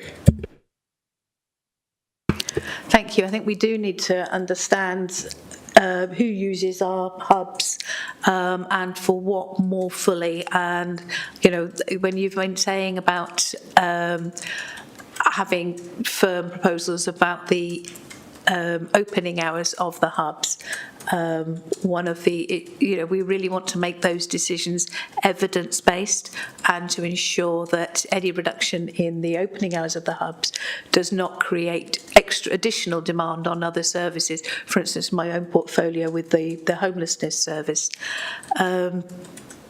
With regard to the proposals around Shire Hall, I think there are pros and cons. Over some years, some people have said that moving the library back to the centre of town would be of benefit. Now, I think there are pros to the proposal, there are cons to the proposal, and this week I think we have heard very, very strongly what are felt to be the cons to the proposal. Okay, but can you please look in and confirm to me that you will find a way of doing a count on both doors? Because I've asked that 3 times now, I think, but can we have a counter on both doors, both entrances, please? I'm sorry, that isn't actually in my portfolio, that's Councillor Sandals, but I will definitely pass the message on. I would just add to that, Chair, that there is a wider piece of work here about us making sure that we are consistent in our data collection across all our hubs. I know you're particularly concerned with Monmouth, being that it's your local patch as well, but we don't right now have a consistent way of measuring the usage across our hubs.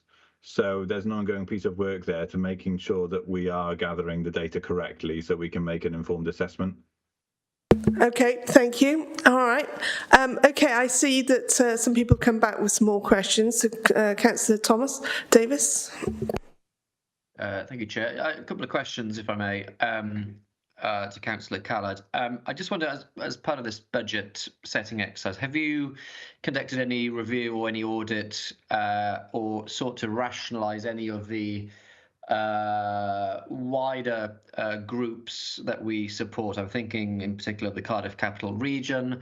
I note, for example, the cut of £1 million to the Western Gateway Partnership following recent cuts by the UK government, with requests being made of various local authorities to step in to support the valuable work of that entity. Have any of these entities crossed your desk or your office's desk as part of any wider rationalisation or examination of how we both contribute to such partnership activity, but more importantly, leverage the maximum value from this partnership work? Thank you for the question. I think it's really interesting, how these different partnerships work. They are funded centrally, and we obviously take a very active role, especially in Cardiff Capital Region, as one of the local authorities there. It seems, and the impression I get, is that there's a larger piece of work going on now, especially in England, which will affect the Western Gateway, with regards to, consolidation of some authorities and metro mayors, and I don't know how that's going to pan out for some of these kind of England side partnerships, but in Wales, we haven't, our our way of working with Cardiff Capital Region and the funding of Cardiff Capital Region is not, is not affected by this budget. And it doesn't. It's not funded from MCC. It's funded centrally, so it doesn't come across my desk. Thank you for that clarity. One final question, if I may, Chair.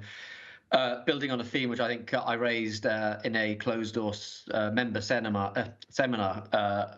earlier this month when we first got our teeth into the budget, and it pertains to the proposals with regards to Welsh language translation. You may recall from that seminar, Councillor Calla, that I, whilst welcoming any attempts to innovate and to embrace and to mainstream AI across our public service delivery. I did note, however, in the context of what was proposed for Welsh language translation, whether there was any risk of being thought to be in breach of our Welsh language standards and our obligations under the Welsh Language Act, noting, of course, that this authority has previously been the subject of an investigation by the Welsh Language Commissioner for non-compliance. I mean, have we, or might it be sensible to share what's being proposed vis-a-vis Welsh language provision with the Commissioner to provide councillors with the utmost confidence that any change to the service will be fully compliant with our obligations under the Acts and under the Welsh language measure? Thank you.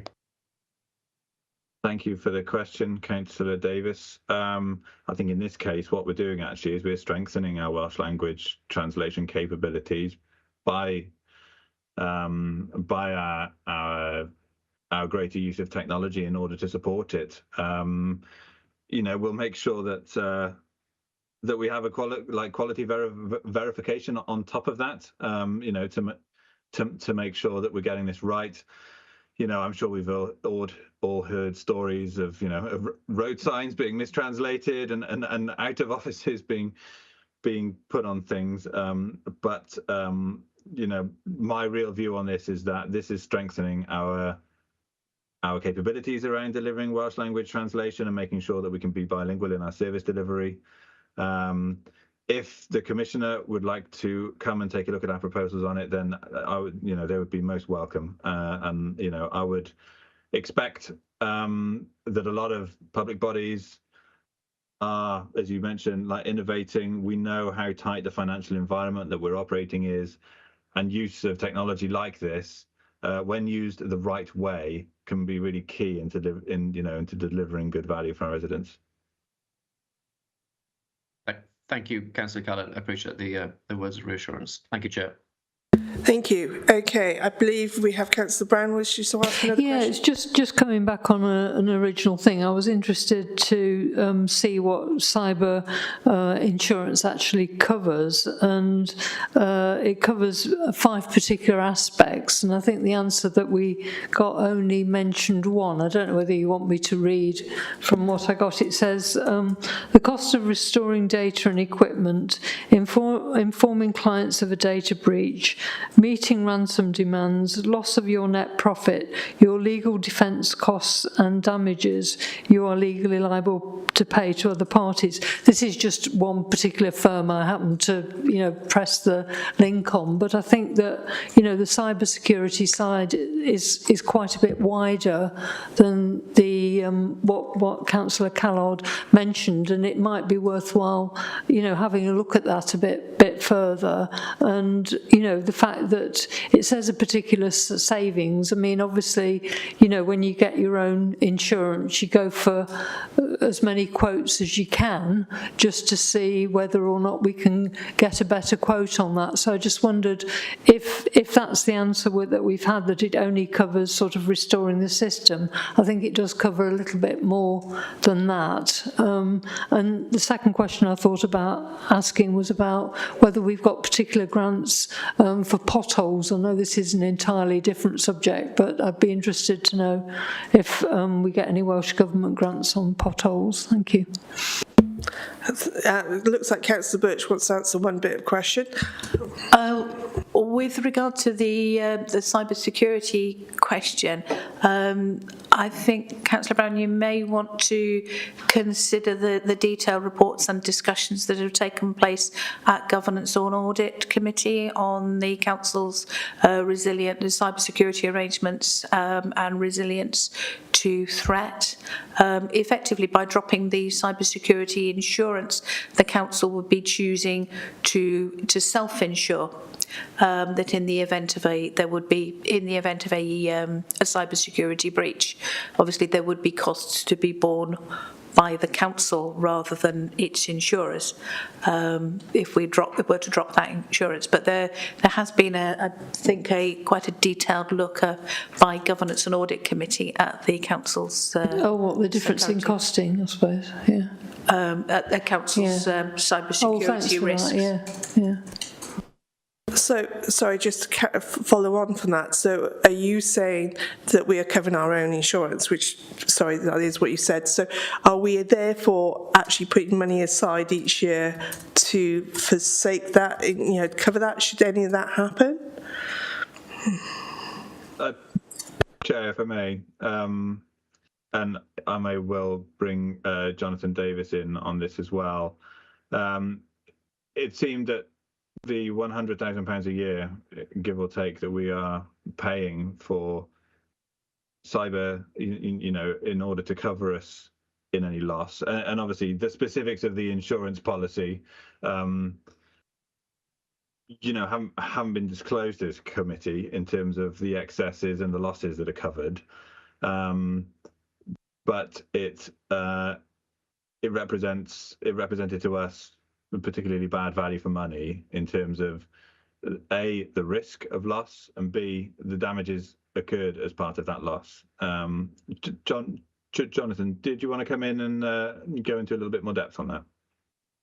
Thanks, Councillor Callard, and thanks, Chair, for letting me come in.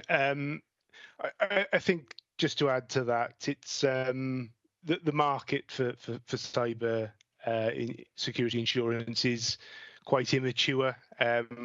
We first took out that cover, I believe, probably 2022-23 from memory. And at that stage, I think our cybersecurity arrangements were still progressing. We've travelled quite a way since that point, and I think on reflection, after discussion with our SRS partners, our internal security teams, we're quite happy that those are robust arrangements that we have in place give us the necessary confidence that this can be ceased in terms of cover. Councillor Brown, I think you're right. It is slightly wider than simply reinstatement of data. It does provide opportunities to cover the risk of those wider losses. We do hold a budget for self-insurance as an authority, and should the needs arise, that budget could cover such eventualities. We also hold an insurance and risk management reserve, which we would expect, which would have the ability to cover such financial risks as well. So I think on balance, and from as Councillor Callard has outlined, we're quite comfortable that this is the right path for that. There was a secondary question just around the funding for potholes. Just to confirm that Welsh Government's draft settlement in December outlined additional investment of £5 million at an all Wales level of revenue funding to cover the borrowing costs that authorities would incur to increase their works around highways and structures. That will allow us and has allowed us to put that additional 1.4 million into the capital budget. But I think it's important to understand that whilst we'd love to go out and I know we've got some officers in the chamber that will talk more eloquently to this than me. Whilst we would love to go out and fill lots of potholes, with probably we class as temporary repairs. It's important that we take a structured approach to this. We inbuilt further funding into the current year budget, 24-25, for such works, and that's ongoing. But we have to be mindful of the reasons some of these potholes are developing as well. We have issues with the structures that sit around some of these highways, so the culverts and such like that, means that water doesn't run off as well as it could do. So it's all of that and taking that in the round. So I think the investment that we have got in the budget of 1.4 million is welcomed. We are hopeful that we will get further allocations within the final settlement. We're working closely with Welsh Government such that I think they're cognizant of the pressures that local authorities across Wales are facing in this area. So I'm hoping to come back with some even better news as we get towards final settlement. But as I say, until I see something on paper, we won't be able to make that commitment as yet. Yes, thank you very much. Okay, thank you. Right, so unless there's anybody else got anything else. Oh, Councillor. Oh, I'm sorry, I missed. Councillor Bryn. Yeah, thank you. One of the questions is one I asked earlier, and I just wanted to just mention it again because it didn't get covered, and I'm sorry to come back to hubs again. It was just that I understand that you're going to close down some of the hubs, amend the hours, sorry, over the coming few weeks. Can you tell me, will there be a review next year just to assess the impacts, both financially on other possible impact on financially on other MCC departments such as homelessness and social care, and also to ensure that vulnerable adults have not been impacted unduly by the closures, in that when they turn up in one area they're not able to access the facilities because the ones that are open are 20 miles away and they don't have access to a vehicle. I just want to double check that it could be that the impacts are minimal, but it could be that they're wider ranging and actually it's not cost effective.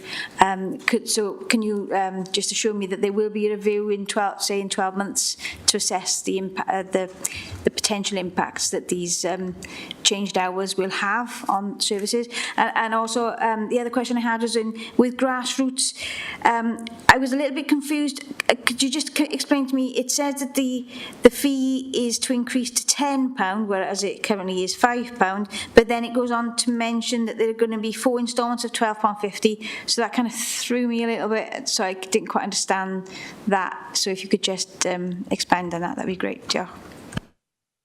Thanks for the questions, Councillor Bryn. On the hubs issue, yes, the intention is to design the changes in the opening hours so that it has minimal impact, so that that we try and maintain the services, especially in the locations where they're most being needed. And I will reassure you that it's something that we'll keep monitoring. I said at the start there are things that we would probably not do if we had money available, and this is one of those items. So it will be one of those which we keep under review in order to make sure that the service is, is really the front door of the council, isn't it? The hubs in a lot of ways. So we are keen to make sure that it provides good value for our residents and it is an effective service. On the second point, can you remind me what it is, please? Sorry. Was this the grassroots? Yeah, the grassroots. Oh, grassroots. Yeah. About the £10. The proposal is that it will be £10 a year. Right now, there was a £5 fee. That was a £5 lifetime membership fee.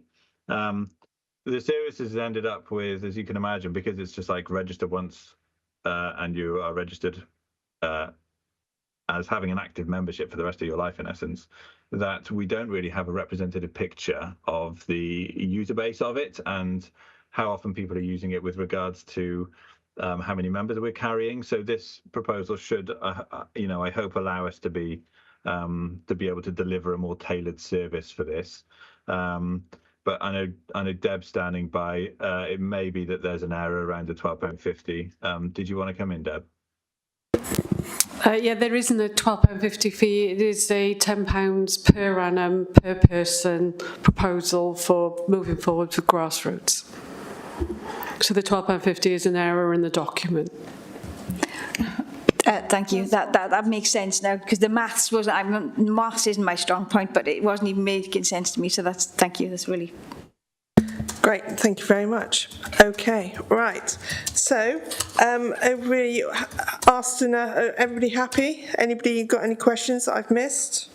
No? Okay, thank you very much. All right then, so I'm desperate not to make the mistake I normally make, which is trying to round up now. I won't. So moving on from item 4, we now go on to, no, we've done item 4, item 5, item 6, sorry, Place Scrutiny Committee Forward Work Planning and Action List, pages 25 to 32. Pastor Robert, please. Thank you, Chair. I had sent an email just yesterday, to Councillor Dimmock and Councillor Strong, just asking about, because we've got someone from NRW coming to our next meeting to talk about the Nedden maintenance, so it was just to remind about that. But and if anyone else has any questions, because I'd only emailed them initially as being from the area, but if anyone else has got any questions, they'd like them in advance just to help shape their response and what they're going to bring to the meeting. And then also, talking to officers in terms of the RLDP, it looks like we'll need to have a special in June. So it was whether everyone would be in agreement with that. I've looked at the dates and it looks to me like the 5th of June is the one that would make sense in terms of, well, the only one actually that month that where it could fit in. So just checking that would work with everyone else, if everyone's happy with that. You can either tell me now or tell me subsequently. Okay, I think that Councillor Strong has a question. No, I haven't got a question, but I just want to say to Robert that we actually might get a couple of residents that are quite concerned about the Nedden, so we'll invite them along if they wish to come. Please, okay. You know I like seeing them. Thank you. Okay. Can I just add, yeah, so if there were any further questions about the Nedden, yeah, sort of sooner rather than later would be good to give them maximum time to get answers in. But also, what did we want to do about the 5th of June? Does anyone have any? I'm happy, I believe. Councillor Brown, and are you looking like you were going to say something then? No? Which is a Thursday, I should add, so it's our usual time. Okay, maybe. So it looks like we're going to have an extra meeting, okay? I'll go ahead with that. Yeah, great, wonderful. Thank you. Councillor Wright has her hand up. Thank you, Chair. I don't know whether this is appropriate for this committee, so I'm wondering what you think, but I wonder whether the Forward Work programme could have a look at the rates we charge for our markets in Monmouthshire, and the rates we're charging stall holders, the effects that's having on businesses or occupancy rates or market traders. Is that something we can look at? I'm not sure if it falls under us or people, but I'm not sure either. Yeah, I'm not sure either. But I don't mind. Well, Hazel seems to think it's us, so if you're, but either way, I don't mind. Does any? Oh, Councillor Strong. No, Chair. Can we widen that just to discuss the whole policy about markets? Because I'm quite concerned that the market in Caldicott has only got 2 stores, if that, and it seems to be dwindling and actually it would be quite a good way of discussing regeneration and the purpose of council markets, if we could. That sounds like a plan. Can we put that on forward action, please, Rob? Yeah, could I just guide everyone's attention just so we all know that we're already essentially full up till the summer with our work programme as things stand. So anything else we add now probably going to be the autumn by the time it actually comes through, and we might need to still add 1 or 2 specials later on as well with things coming through. So just to guide everyone's expectations a bit. No, that's great to manage the expectations, but if we can put it in at some point and everybody be aware. Okay, I believe Councillor Tudor Thomas has a question.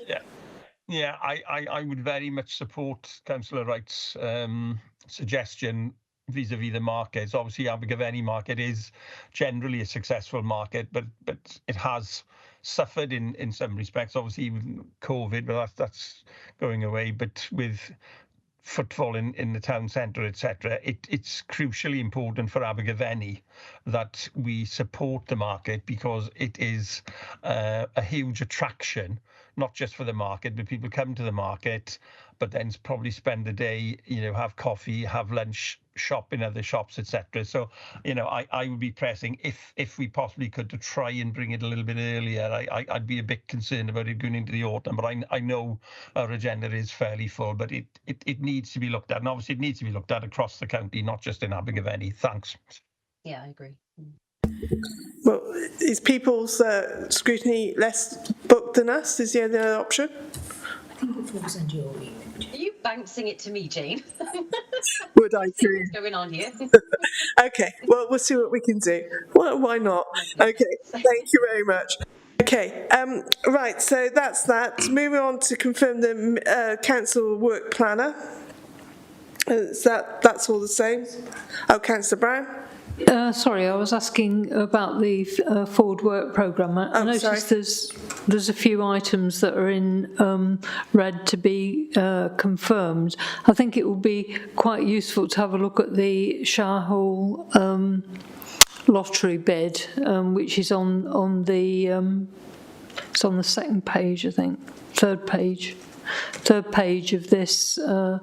Where it says, Shire Hall Museum, Monmouth, to scrutinise progress of the National Lottery Heritage Fund development phase and consider options for the Stage 2 delivery bid. So I think that would be quite useful. It's not my particular area, but I think in view of the links with the Monmouth Library, I think it would be quite useful if that was brought forward. Okay, I'm sure we can try and...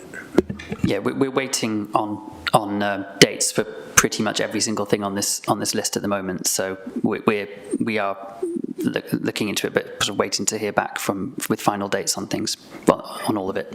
Okay, thank you very much. Okay, so Council and Cabinet Work Planner, item 7. Anything off that, Hazel? It's for your information too. It's for our information. Okay. All right. Is there anything off that anybody wants to note? Anything on that? We're all happy. Wonderful. Thank you. Item 8, to confirm the minutes of the previous meetings, page 35 to 44. Are we all happy? Anybody got any questions and update to it? Yep. Oh, lots of shaking of good heads. Right, wonderful. All right, so that allows me to then go to the roundup. Thank you very much. I just wanted to say thank you, everybody, for coming. Thank you for the officers, not councillors, for sitting in. Thank you very much up there, guys. Thank you very much, Councillor Strong, for bringing members of the public in. It's really much appreciated. And of course, the cabinet members that are here and the other officers.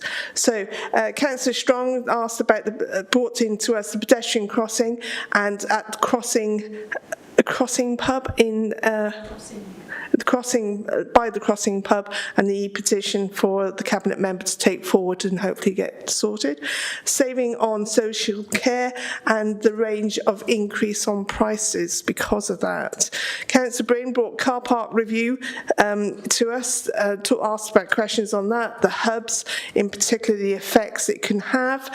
Money from car parks go to the highways department, which is nice to know. The right of way, and particularly the Wye Valley Walk, and grassroots questions. Councillor Dimmock asked about the Regent Partnership Board to close called Together Works, and also about Tinton Station. She's concerned for those things. I think we all are about Tinton Station, if I'm to be honest. Councillor Thomas Davis, realignment of the opening hours in youth clubs and youth centres, particularly in rural communities. So making sure we're talking about the rural communities. Can confirm the amount of savers from all that, and the road sweeps. Okay, so how many road sweeps are taking place? I couldn't read my own writing then, sorry. are we sticking on the prices at the leisure centres, and partnerships and savings, and also the AI Welsh language compliance on that. Councillor Brown asked about the hubs, the residents' opening times for residents to expect them to travel was the question. Public protection removal post, concerned about that. Shortfall in the Welsh Government money, and 7 View houses homeless and reducing of costs. I asked lots of questions about the Shire Hall, I suppose you could say, the highways, increase in council tax. I'm trying to find my notes now. And what else did I ask? I'm trying to remember, where is it? There we go.